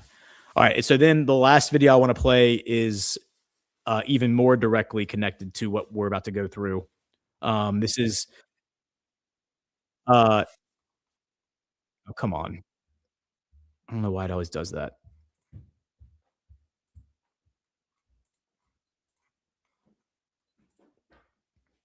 All right, so here is Ambassador Mike Huckabee. The caption, I'll just read the caption. The caption is the caption is Ambassador Mike Huckabee whines that Americans, unlike amazingly resilient Israelis, don't understand that Iranians want to kill them all. So let's just listen to this 1-minute clip, and then we'll talk about the headlines related to Netanyahu. Yeah, I don't sense that there is this panic going on. The Israelis are amazingly resilient people. They've come to know that they live in a very dangerous place, and there are people every day wake up trying to kill them. I wish Americans understood that. And when I say Americans, I wish Americans understood that the Iranians want to kill them. They've been saying for 47 years, death to America. A lot of Americans say, what happens in Iran doesn't affect me. Oh, yes, it does. Because they've been telling us for 47 years, if they ever had a long-range ballistic missile, they'd light that puppy up and send it straight to the United States. What we don't fully understand is how many Iranian operatives, maybe in the form of Hezbollah, got into our country through a very open border during the Biden years. How many of them are sleeper cells, just standing by, waiting on an order from Tehran to unleash holy hell against Americans? We simply don't know. But we know that Hezbollah is already in the Western Hemisphere in 12 Central and South American states. They're not there because they want to go to Brazil's carnival. So let's get real clear. They are a global threat, not just a local threat. Okay. Mike Huckabee is a real gem, that guy. I'm being facetious, of course. A lot of you probably watch Badlands Daily, so we're not going to play this clip again of this Archbishop of the Anglican Church in Jerusalem. I would encourage you to go listen to this interview. It's about an hour long because there's also like monologue and stuff. It's maybe like an hour, 15 minutes. It's Tucker Carlson interviewing he's a Palestinian man, Palestinian Christian from Nazareth. He's now the Archbishop of the Anglican Church in Jerusalem, talking about his life experience living in Israel and Palestine. And he's explicitly asked at one point by Tucker about Mike Huckabee and like the American state like mission, which is like, you know, the ambassadorship and all of its underlings, and been like, hey, have any of these people reached out to you at any point to like try to figure some of the stuff out that you're going through? He said, no, I've never heard from Mike Huckabee. Mike Huckabee has never given this guy the time of day. So Mike Huckabee, who is an absolute clown, and I think is like he's being put on full display right now. I really appreciate Trump putting him in charge of like putting him in this really important position at this moment in time, because he's just fully exposing himself. He's a pastor, right? This guy's a former pastor, and yet he has not reached out to the Christian leaders in Jerusalem as they are being subjugated and oppressed by the Israeli government. Their bank accounts are being frozen because because the church refuses to pay taxes that it's never had to pay before in its 1,000-year history to the Muslims. But now they suddenly have to pay these taxes to the Israeli government. And so now their bank accounts are being frozen. Mike Huckabee has never reached out to these people. So I encourage you to go listen to this interview. You can find it on Tucker's X page. I'm sure you can probably find it on like his YouTube page or Rumble page or whatever, wherever you like to listen to videos. Fascinating interview, extremely insightful, confirms a lot of the things that I've read on my own. And I've like some of the deductions that I've made about the actual dynamics that are occurring in Israel and Palestine, specifically like the Christian community and like how that community is treated by both the Palestinians and the Israelis. And from what I have discerned on my own and what this guy has affirmed is that the Christian community is deeply abused by the Israeli government, and it is deeply supported by the Palestinian diaspora, I guess you'd say, because it's not just the Palestinian government, but the Jordanian government as well, which is next door. So again, like Mike Huckabee is a fraud, absolute fraud. He brags about all the missions that he's led of young people, taking them to Israel, and yet he won't even reach out to the church leaders at this critical moment in time and offer his support and be like, how can I help? As Christians are being killed in the West Bank by the IDF, by Israeli settlers, etc. It's disgusting. It's absolutely despicable. So now let's go to Netanyahu, because Netanyahu just got on an airplane and is flying on his way right now to Washington, D.C. to meet with President Trump tomorrow. It is his 7th trip, the 7th time that he has visited President Trump in the past 12 months. Let's listen. Oh, God, it's in Hebrew. All right, let me read it to you. He says, everyone, I am headed to the United States for my 7th visit to meet with President Trump. Of course, this doesn't include his unforgettable visit to Israel and his speech in the Knesset. I think these things reflect the unique closeness and extraordinary relationship we have with the United States. Personally, with the president and for the state of Israel with the United States, something unprecedented in our history. During this visit, we will discuss a range of topics, Gaza, the region, but of course, primarily and first and foremost, negotiations with Iran. I will present to the president our perspectives regarding the principles of the negotiations, the important principles, and in our view, principles that are not only important for Israel, but for everyone in the world who seeks peace and security in the Middle East. Thank you very much.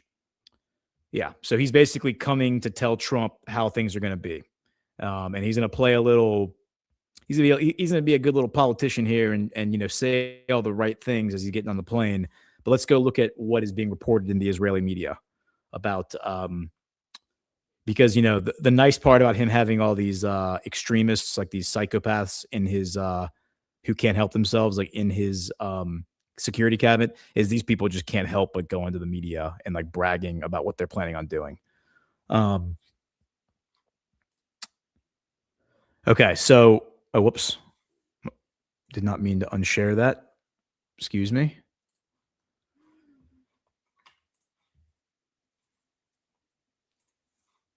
All right. Trump. I'm sorry, wrong tab. Netanyahu wants a good deal with Iran. Nuclear talks this time are different. And I got to actually find, because of the way their blog works, I got to find the actual headline so we can read the article. This one. Okay, on the eve of his meeting with Prime Minister Benjamin Netanyahu, U.S. President Donald Trump tells an Israeli reporter that the Israeli premier wants a deal with Iran and says nuclear talks this time show promise.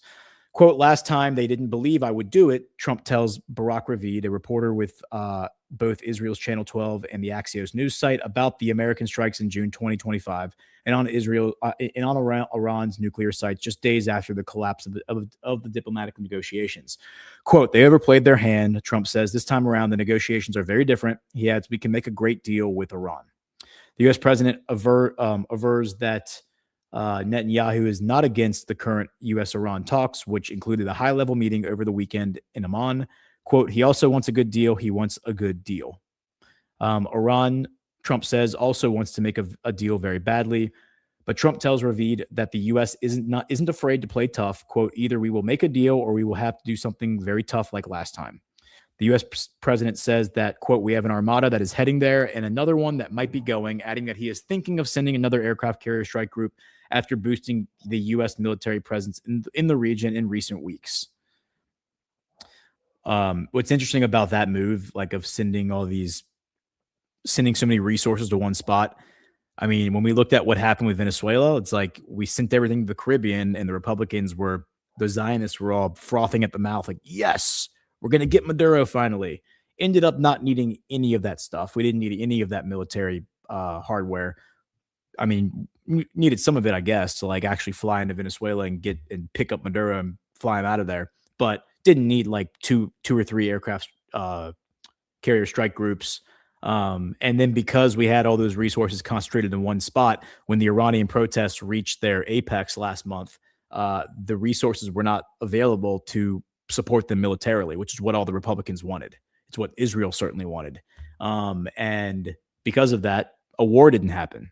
So you got to wonder, now that we have all these resources back in place, or they're going back into place in the Eastern Mediterranean, are we going to see something else happen in another part of the world where it's like, oops, we don't have our resources. Like we don't have everything available. Like, it's like a whack-a-mole, right? And I don't mean that in like an insulting way to Trump. I mean that might be strategic, because it was a good thing that we didn't have the aircraft carrier strike group in the Eastern Mediterranean a month ago, because otherwise the pressure to do something was so strong that maybe somebody would have done something, and in the heat of the moment, a irreversible mistake could have been made. But that wasn't even an option. So let's go to that Barak Ravid article real quick from Axios. This is from 2 hours ago. Exclusive, Trump says he might send a second carrier to strike Iran if talks fail. Oh, God, it's archived, of course. I mean, I'm not archived, but behind a paywall. Many such cases. You got to love how all these... you got to love how all these websites now have to put all their stuff behind a paywall. Is that the only way you can make money, guys? All right. So it says President Trump told Axios in an interview on Tuesday that he's considering sending a second aircraft carrier strike group to the Middle East to prepare for military action if negotiations with Iran fail. The U.S. and Iran resumed negotiations last Friday in Oman for the first time since the 12-day war in June, but Trump has simultaneously launched a massive military buildup in the Gulf. Quote, either we will make a deal or we will have to do something very tough like last time, Trump told Axios. Trump said he expects the second round of the U.S.-Iran talks to take place next week. We have an armada that is heading there, and another one might be going, Trump said, adding that he's thinking about sending another aircraft carrier strike group. A U.S. official confirmed that there had been discussions about sending a second aircraft carrier strike group to the region. That's in addition to the USS Abraham Lincoln and its strike group, which includes fighter jets, Tomahawk missiles, and several ships. The U.S. had 2 carriers in the region during much of the war in Gaza. Yes, but Trump expressed optimism about his diplomatic path, but claiming Iran wants to make a deal very badly and is engaging much more seriously than during previous talks to the military threat. Last time they didn't believe I would do it, Trump said, alluding to his decision to strike Iran's nuclear facilities in June. They overplayed their hand. This time the talks are very different, he said. Friction point, Tehran has publicly insisted it won't negotiate on any issues other than its nuclear program, and even then won't give up on its right to enrich uranium. That's led hawks in Washington and in Israel to conclude a comprehensive deal isn't possible, and Trump should instead move to a military option. Trump said it was a no-brainer for any deal to cover Iran's nuclear program, but that he has also thought it would be possible to address Iran's ballistic missile stockpiles. We can make a great deal with Iran, he said. Israeli Prime Minister Benjamin Netanyahu will visit Washington on Wednesday and is much more skeptical of the prospects of a great deal. Trump told Axios he doesn't think Netanyahu is nervous about the U.S.-Iran negotiations. Quote, he also wants a deal. He wants a good deal. He added that the visit, Netanyahu's seventh visit since Trump returned to office, has moved up from next week to this week to accommodate Trump's schedule. For his part, Netanyahu told reporters before boarding his flight to Washington that he had, quote, that he would present to the president our outlook regarding the principles of these negotiations, the essential principles, which, in my opinion, are important not only to Israel but to everyone around the world who wants peace and security in the Middle East. Ali Larijani, a top advisor to Iran's supreme leader and secretary of the country's National Security Council, visited Muscat on Tuesday and met with the Omani Sultan and foreign minister. On Wednesday, Larijani is expected in Doha for meetings with senior Qatari officials. Oman and Qatar are two key mediators between the U.S. and Iran.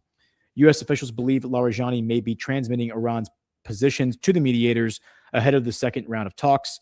Larijani also shared a message for the U.S. on X ahead of Netanyahu's visit to D.C. The message read, Americans must think wisely and not allow him, through posturing, to imply before his flight that I want to go and teach Americans the framework of nuclear negotiations. They must remain alert to the destructive role of the Zionists. And Ali Larijani, I will remind y'all, is the guy who implemented devolution in Iran. He's the one who created the Defense Council back in August, and that led to to devolving the powers of the central government to all the governors, who were then permitted to engage in bilateral trade agreements with foreign governments, using foreign currency, but also using the bartering system. And then, of course, we saw months later in January, their currency collapsed. Their currency was manipulated. It was hyperinflated. And then Scott Bessent, in a Senate hearing last week, admitted that that was by design, that was done by American and probably Israeli entities that wanted to see Iran collapse, and for the rioters, the protesters, to overthrow the government, which didn't happen. Okay, so here's some more Israel news related to Netanyahu. It says from today, Netanyahu to tell Trump that, this is from an hour ago, Netanyahu to tell Trump that phase 2 of Gaza peace plan is not moving, says source. Says, in his meeting with U.S. President Donald Trump tomorrow, Prime Minister Benjamin Netanyahu will stress that phase 2 of the Gaza ceasefire is not moving. An Israeli source with knowledge of the details tells the Times of Israel. Israel has been telling the U.S. that another IDF operation in Gaza is necessary in order to move the Trump's vision for Gaza and the region, according to the source. And that's all there is written there. But yeah, this is not at all surprising. That he basically he's going to come and say, hey, your whole border peace thing is cute, but we're not doing it. Sorry. All right. So then another headline, U.S. stresses opposition to annexation after Israel takes steps to expand West Bank grip.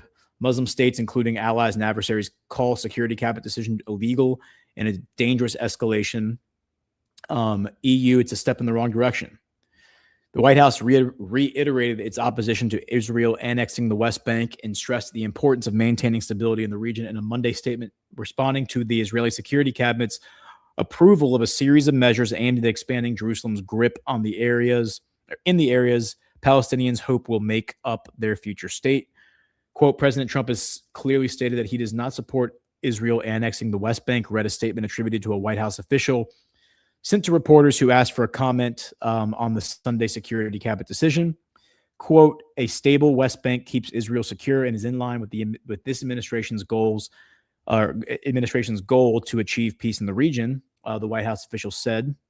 The statement did not directly condemn or even address the measures approved by Israel, which would appear to violate the Oslo Accords by expanding Jerusalem's administrative powers in West Bank areas that are supposed to be under the Palestinian Authority's control.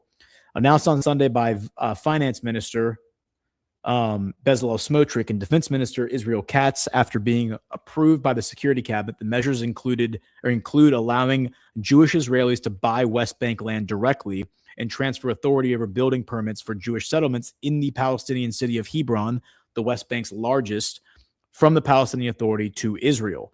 In addition, the reform strengthens Israeli control over two major religious sites in the southern West Bank, Rachel's tomb near Bethlehem and the tomb of the patriarchs in Hebron.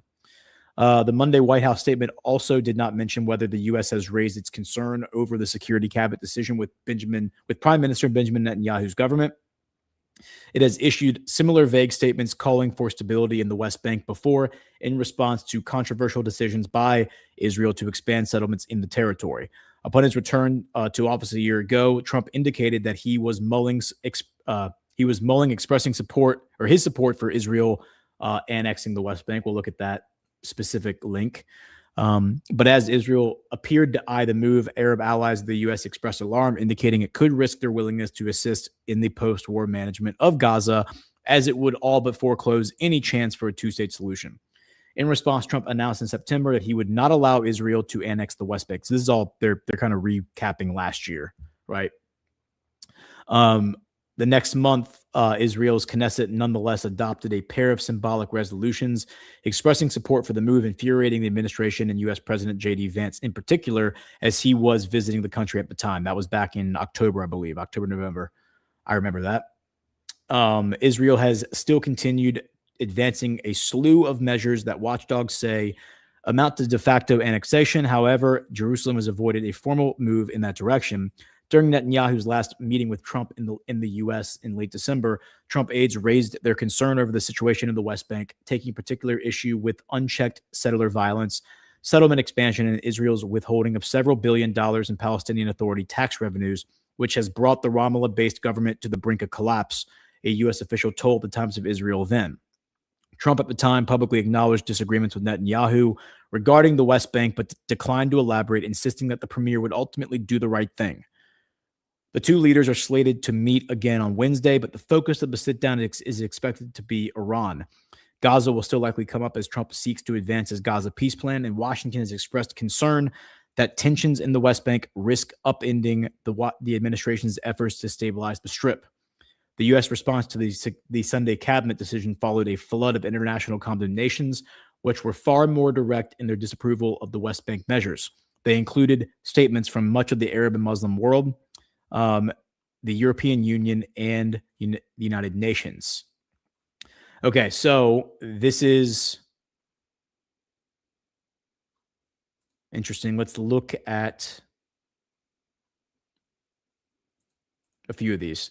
All right, so the link that I mentioned earlier that I said we'll look at this link, it's referring to, remember last year on February 5th, I guess it was February 4th, when the first time Netanyahu came. This is from February 5th, 2025, when Netanyahu came and Trump pulled his chair out for him, and Trump was like, oh yeah, the Gaza Riviera, we're definitely going to do that. And then he was asked, what about West Bank annexation? And he said, I'll probably make an announcement about that in the next 4 weeks or so. And the posturing was, and the rumors were, that Trump was going to give Netanyahu the thumbs up to annex the West Bank. And I said, there's no chance in hell he's going to do that, because that would basically end Trump's relationship with the Muslims. MBS, the Qataris, Iran, Turkey, all of them would turn their back on Trump and walk away. It doesn't matter how much they like Trump, because they would basically say, okay, well, you're obviously captured, like you're a captured puppet of the Zionist lobby. We can't work with you anymore. That's what's going to happen if he were to go along with that. That's not that's speculation, but I mean, it's just basic logic, right? That's going to happen if he were to allow it. All right, so let's jump back to this week. This is from Sunday. Security cabinet okays deepened Israeli control of the West Bank. Hamas urges escalation. That second part is really important. Katz and Smotrich announced moves to expand Israeli oversight of areas A and B, let Israelis buy land in the West Bank, and boost Israeli authority over Tomb of the Patriarchs compound. Defense Minister Israel Katz and Finance Minister Bezalel Smotrich on Sunday announced a series of security cabinet decisions to dramatically change land registration and property acquisition procedures in the West Bank, easing Jewish settlement in the territory. The decisions are intended to remove decades-old barriers, repeal discriminatory Jordanian legislation, and enable accelerated development of settlement on the ground, the two ministers said in a joint statement. In response, the Palestinian Authority condemned the move and called for the UN and U.S. Intervention. Hamas called for a rebellion across the West Bank and Jerusalem and the escalation of the conflict by all available means, while urging Arab and Muslim states to cut ties to Israel. The approved plan ordered the publication of land registries in the West Bank, according to the statement, meaning that property lists will be open to the public and potential buyers will be able to identify landowners and approach them for purchasing. Until now, land registration in the West Bank had been classified. So, yeah, basically what they're saying is they're going to say, hey, let's let billionaires basically come in, because that's who would be doing it, and buy up, go to these super poor Palestinian landowners and say, hey, here's $10 million, which they wouldn't even know what to do with $10 million. I'm just throwing a number out there for your tract of land. Like, we'll pay you like whatever the market rate is, like whatever we can negotiate. Here's money. Take the money. It'll fundamentally change your life. You can move to Qatar. You can move to Oman. You can move to Abu Dhabi or Dubai. Live like a king. Put it all in a trust fund. It'll spit out a 6% return. And or you can just move to Gaza if you want. And live like a king for the rest of your life. Saudi Arabia, wherever you want to go. And then they take that land and they change the registration from the Palestinian Authority to the government of Israel. And suddenly you have the annexation of the West Bank without firing a bullet, right? That's going to cause a problem. And so here's the Muslim response. The Muslim countries, EU, condemnations of Israeli moves, deepening West Bank control. Muslim states, including allies and adversaries, call Security Cabinet decision illegal and dangerous escalation. The EU says it's a step in the wrong direction. International condemnation mounted Monday in response to Israel's moves to tighten its control of the West Bank, as both the European Union and a group of Muslim countries slammed the decision. The statements followed those denouncing the move Sunday from the Palestinian Authority and Hamas. Muslim countries called the decision illegal and a dangerous escalation. The EU called it a step in the wrong direction. It then goes on to explain exactly what Smotrich and them are planning. Smotrich said the goal of the new measures was, in part, to kill the idea of a Palestinian state. Yeah, there you go.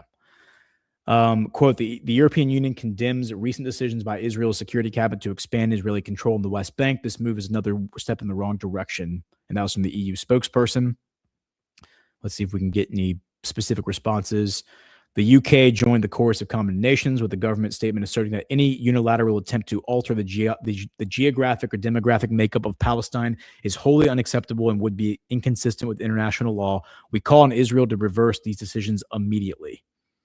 Middle Eastern countries, meanwhile, have said moves to annex the West Bank would mark an end to Israel's normalization in the region. The statement was signed by countries with which Israel has relations, such as Jordan, Egypt, and the United Arab Emirates, as well as adversaries including Turkey and Qatar. Other signatories included Pakistan, Indonesia, and Saudi Arabia. The measures are aimed at imposing unlawful Israeli sovereignty, entrenching settlement activity, and enforcing a new legal and administrative reality in the occupied West Bank, thereby accelerating attempts at its illegal annexation and the displacement of the Palestinian people, the signatories signed in a joint statement. They called on the international community to compel Israel to halt its dangerous escalation in the occupied West Bank and the incitement statements of its officials.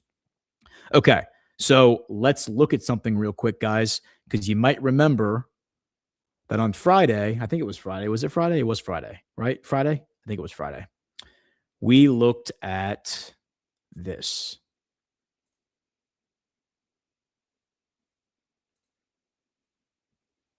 And that was...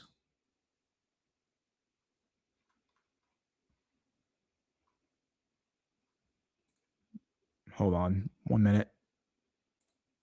Oh.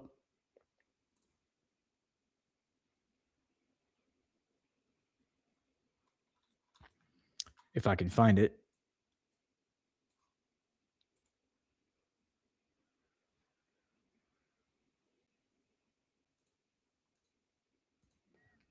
Man, where did that thing go? There it is. There it is. Remember we made this map where we were talking about the new security architecture. This is I made it again when I was on Alpha Show on Sunday, and then I just saved it this time. I didn't save it the first time, but I saved it so we could talk about it. Oh boy, computer slowed down. Okay, so this security architecture that we talked about last week, which is still growing, by the way, there's still more meetings happening Erdogan went to Jordan and met with Abdullah. And now there are developments happening with Syria. There's developments happening with Iraq. So this security architecture we talked about last week is only growing from there. And what it represents is all of these countries now getting on the same page. These are all countries that have, in the past, they've all had their own disputes, tribal issues, religious issues, ethnic issues, historical grievances, whatever. But now they're all on the same page. Now they're all, friends is a strong word, but I would say they're all on the same team. They all understand that they have a common enemy, and that enemy is the Zionist, the greater Israel Zionists, right? The people who want to create the Neo-Babylonian empire, which would encompass Lebanon, Syria, Iraq, Jordan, parts of Saudi Arabia, and half of Egypt. They understand, and of course, Palestine. They understand that that's their enemy, and they have to basically come together if they want to stand up to that. Obviously, those are all the people who signed that agreement, right? And Iran isn't even a part of this thing yet. Like, Iran is kind of like being left on the outside, on the sidelines. This is all the other countries doing it without Iran. Once Iran gets involved, like their military is extremely powerful. Iran alone could definitely take on Israel, but once you combine that with Turkey and Egypt and Saudi Arabia, it's not even a competition. So tomorrow we are going to cover the Netanyahu meeting. Depending on the timing of it, and we gotta look at the White House schedule when it comes out. Jessica, if you're listening, we'll talk about that offline. It might just be like a geopolitics bonus episode, like at 2:00. It also might just be that I jump on to the Badlands live coverage of it and just give commentary. We'll play it by ear. So just keep an eye out for that. But we'll definitely have a Badlands live coverage of it because I like those standalone little episodes. They're good things to go back and reference when you want to pull clips. But here's how this is going to play out. It's very simple. If this is allowed to go forward, if Israel does not reverse course, and I don't think they're going to, frankly, the Muslims are going to turn their back on Trump. There's no way that the Muslims are going to sit there and allow this transgression to stand. And I've been, I think, probably the only person on the internet who's been championing this position, whereas all of the Muslim commentators, I would say Arab Twitter, but I would expand that beyond just the Arab world, who accuse the Jordanians and the Saudis and the Palestinians of all being traitors and they're all being puppets and all being whatever. I don't think that's what's happening. I think those people have all been very smart and strategic in how they've played their hand here, because provocation is the underlying subversive tactic. What they want to do is they want to provoke the Muslims, one Muslim country, into taking a stand, doing something stupid, like dropping a bomb, firing a missile, a skirmish at the border, whatever it is. And all of a sudden the IDF can scream Charlie, can scream victim, right? And say, we're going in guns blazing at Jordan or Egypt or whoever it is, right? So the only way to handle this is for everyone to be on the same page, the same set of music, the same sheet of music, so to speak, and to corral this thing together. Like, how do you capture a dangerous animal? That was a question that Q posted. How do you capture a dangerous animal, right? Do you just go in the front door and try to fight it head on? No, you lure it out, right? And then you trap it in a cage. That's how you capture a dangerous animal. And so they've now lured out the Zionists. The Zionists have fully taken their masks off, and it's very clear there is not going to be a two-state solution. There isn't going to be a phase 2 of the border peace plan. Like, that's not happening. Gaza and the West Bank belong to us, Israel. And if you don't agree with us, that's tough. Like, we're in charge, not you. That's what Netanyahu's basic message is to Trump. Now, it's important, I think, for all that to play out, because they're going to be the Seth Dillons of the world and all the people who are in that room attacking that woman for saying things that are obviously truthful. They're all going to deny that this is the reality. They're going to deny it. They're going to make excuses. They're going to say, no. Israel would never do something like that. Israel would never annex the West Bank. They just want to make peace. They just want peace. Well, we're now learning that that's actually not the case. They actually do want the West Bank. They are going to annex it. And the fact that Hamas, which, remember, Netanyahu is being investigated right now by Israeli authorities because it's very clear now, it's undeniable that he gave them money. that he walked money into Gaza, gave Hamas the cash they needed to stay afloat and to stay in power, while the West Bank government, the Palestinian Authority, was trying to collapse Hamas by cutting off their funding. And Netanyahu, with Qatari money, kept them afloat. Now Hamas is saying, we want escalation, escalate. Stand up, Muslim brothers, fight the Israelis, fight them, right? Why? Because that keeps Hamas in power. This is definitely a game theory play by Netanyahu. Netanyahu is counting on that. He's counting on Hamas to call for escalation, because Hamas is not the good, earnest actor here. The Palestinian Authority is, right? The smartest move by the Palestinian Authority is to step back and let Saudi Arabia, Turkey, Egypt, Jordan, and the others come forward, stand next to them, and say, if you don't do this, President Trump, we're going to walk away from you. We don't care how much we like you. We love you, man. We love you. Like, you're our guy. They have made that very clear. But this isn't about President Trump. President Trump, in their eyes, is going to be out of office in 3 years, right? He's going to be gone. They have to deal with this for the rest of time, right? So they need, like, their concern isn't Trump. Their concern is the people who are ostensibly behind Trump, right? Like, because it appears that Trump is beholden to the Israeli diaspora. So, they're not walking away from Trump. They're walking away from the Israelis. They're walking away from the Zionist lobby that obviously controls the U.S. government. That's how this is all going to play out, if it plays out that way. Trump obviously knows this. Like, he's not an idiot. He knows this is how it's going to play out, and that's fine. Play everything close to the chest. Let Mike Huckabee come out there and reveal who he really is. Let Netanyahu come out and reveal what he really is. Let the Israeli diaspora come out and reveal what it actually wants. It wants greater Israel. It's not going to make peace with the Muslims, because that was never the plan. Okay? But again, because you have liars and frauds in the media space like Seth Dillon, who are going to make excuses and carry water for these tyrants, you have to let it play out. You have to let it go all the way. If you watched The Choice last week with Ash and I, we watched that scene in The Chosen when Atticus, the Roman special forces guy, he knew that there was a plot by the Zealots to kill this Roman official in I think it was Jerusalem, and the Roman official's assistants were asking him, well, why don't you just go arrest him? Just go arrest the guy right now. If you know he's going to do it, just go arrest him. And Atticus said, yeah, but if I do that, all I'm doing is I'm giving him the narrative of being a martyr. And then his buddies can all go tell the friends, look at what these Romans did. They're oppressing us. We haven't even done anything wrong yet. So instead, I'm going to wait until the last possible moment. I'm going to catch him in the act of trying to assassinate this Roman official, and then I'm going to kill him in front of all of his friends. And when I do that, I will take away their power projection. I will take away their narrative of being martyrs, and I will also put out the narrative that we are better than them, that we're stronger than them, that we outfox them, right? So I'm going to let this play out until the last possible moment, and then I'm going to step in and stop it. That's what Atticus it's the exact same logic here, except the logic isn't to kill people. The logic is just to allow the plot to unfold, expose itself, so it's undeniable. There's no way that you can deny what they're doing now. Mike Huckabee and Seth Dillon cannot deny that Israel wants to annex Palestine. There's no denying it.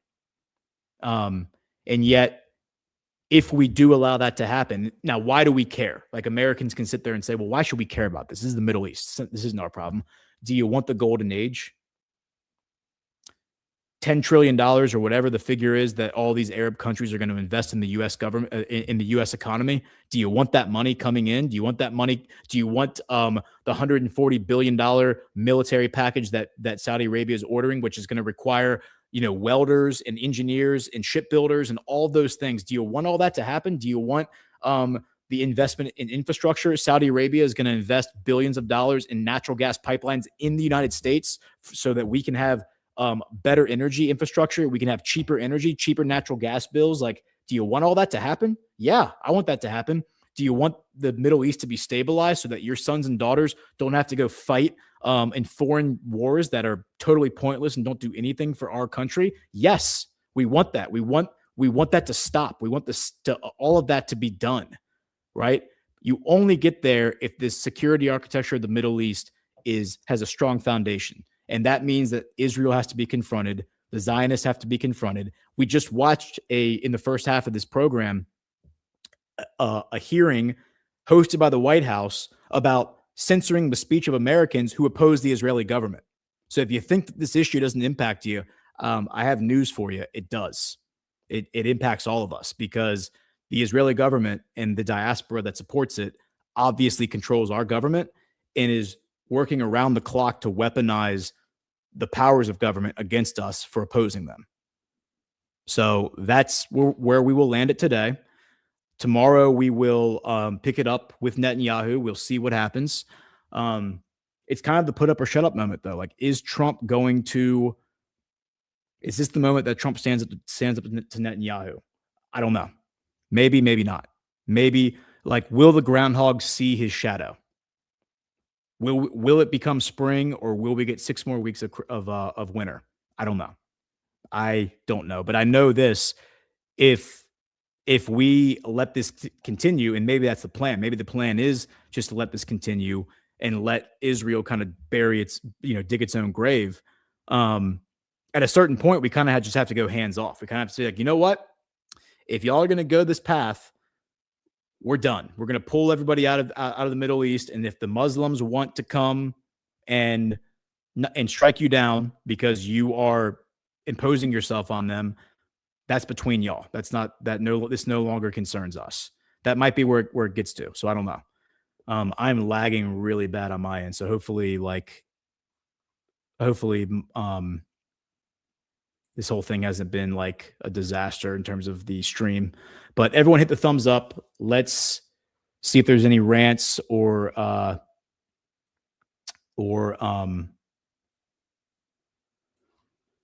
questions. I did see one question that I wanted to address. I wish I had pulled it up.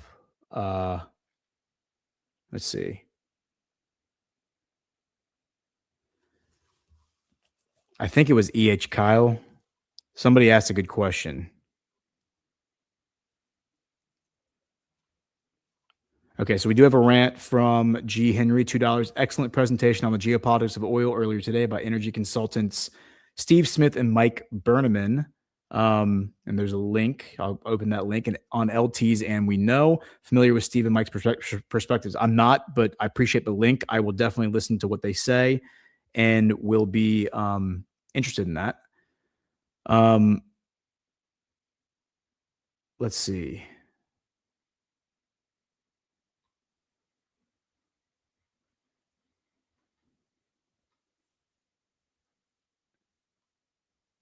Okay, I'm just reading through the chat to see if I saw there was a really good question, and I wish I'd saved it. If you did ask that question, I think it was E.H. Kyle, but I don't remember exactly. Post it again. I will address it. Let's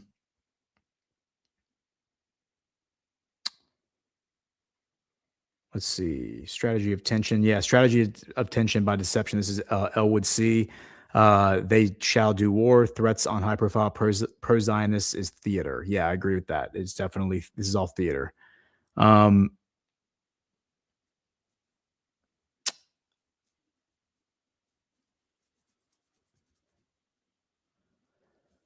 All right. So, Sissa 23. So is Israel full of real Semitic people? How do they know they are descendants of Shem? Where are the lineage proofs destroyed in 70 AD? Yeah. So like, this is like a silly thing. We don't care about bloodlines in America. Like in America, we're not like obsessed with bloodlines. That's a European convention. If you want to care about bloodlines, go move to Europe. Go move to England. Like they obsess over that shit. Like, what is your breeding? What is your pedigree? Like, who is your daddy? What does he do? Like, those are questions that Europe obsesses over. Israel obsesses over that too. Like, we don't really care what your lineage is. Like, anyone who is a good person can be a follower of Christ. You know, anyone who's a peace seeker, who's an earnest peace seeker, a peacemaker, is a child of God, a son of God, right? So, you know, who has the right to the land? How about this? None of you have the right to the land, because that land belongs to God, just like the whole earth belongs to God. It doesn't belong to any of you. If you want to live there, be an earnest peacemaker, or don't, and be cast out. Don't really give a shit. Destroyed in 70 AD. Yeah. Jerusalem was condemned by Jesus. This is where a lot of Christian Zionists lose the plot. Jesus specifically said, this city is condemned and this city will be torn down. This temple will fall because it has turned its back on God. It has broken its covenant with Abraham. And it did do that. And that is why God used Rome as an instrument to exact justice on Jerusalem for turning its back on God, breaking the covenant, and not recognizing the Messiah when the Messiah came. That's just facts. Let's see. Matt VK, probably not horse-drawn carriages for Netanyahu. Yeah, probably not. I would say it's probably not.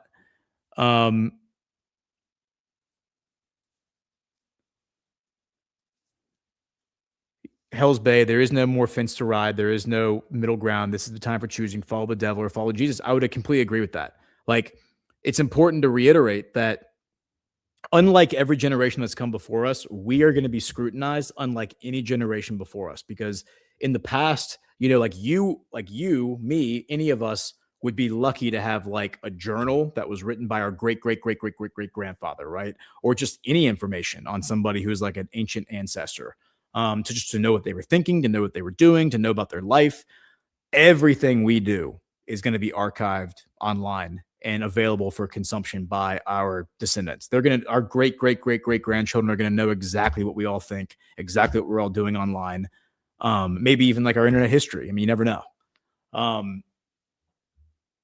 So you got to make a choice. Like, are you going to side with the people who want to censor speech, who want to scream racism and anti-Semitism and all that nonsense, the leftists, the people who worship the state, who worship government, or are you going to side with the people, side with the people who oppose that stuff, the people who are God-fearing, who don't view government as the end-all, be-all. Everyone has to make that choice. Every single one of you has to make that choice. I can't make that choice for you. But whatever side you choose, your decision will be documented, and your great grandchildren will know you made that decision, and you will have to live with that in eternity, because they will either be very proud of you for choosing the right side, or they will be ashamed of you for siding with the tyrants. And it is what it is. Vrooman, $5. Thanks for all the work you do. Thank you, Vrooman. I appreciate that. And then let's check and see if we have any Badlands boost. Keith O'Higgins, $1. Netanyahu comes to DC 7 times, 10 more trips, and he gets his cue card punched and gets a free play with the discombobulator or a Jewish space laser show with Bobert or MTG. Yeah. Good one, Keith. Okay. And then G. Henry, $2 for Christians. Our bloodline is by adoption. Yes, that's correct. That's correct. And remember, Jesus went to the Decapolis, right? He led his followers to the Decapolis, which is like where all the Greeks lived, to preach to the Greeks. And his followers were like, why are we going and preaching to Gentiles? And Jesus said, because these are the people who need our help the most. Like, doctors don't go and visit healthy people. Doctors go and visit sick people. These are the sick people, the sinners who need our help. So we're going to go to where the sinners are, the Greek cities, right? Appreciate that, Vrooman and G. Henry and Keith. All right, so if you go to badlandsmedia.tv/boost, or just go to badlandsmedia.tv and click on the boost tab at the top, you can support any show that you listen to. I'm just going to check and see if we have any updates. Hit the thumbs up, guys, if you don't mind, if you're enjoying the show, or don't. That's also an option. Looks like we're good there. So we will go ahead and wrap things up, sign off. Have a good day. I'll see y'all tomorrow, Breaking History at noon, and then I will jump on somehow, whether it's a standalone Geopolitics with Ghost show or a just with the live coverage of Netanyahu's visit. But we will see you tomorrow. Y'all have a good day. Fraudulent flow with the strength of Hercules. The way you almost must really hurt your knees. You need to take heed and quit being such a groupie. Ever since I did a little show in Guadalupe, I never saw a groupie like you. But what is funny is you wanted to be down with my crew. But DEL is not down with any clowns of justice. So I would suggest that you try to impress Uncle Fester Dabalina. Because you don't impress me, Dabalina. The style of dress is not the key, Dabalina. It's all in the mind and the heart, so you should start by remembering you gotta pay a fee, Dabalina. Mr. Bob Dabalina, Mr. Dabalina, Mr. Bob Dabalina, Mr. Dabalina, Mr. Bob Dabalina, Mr. Dabalina, Mr. Bob Dabalina.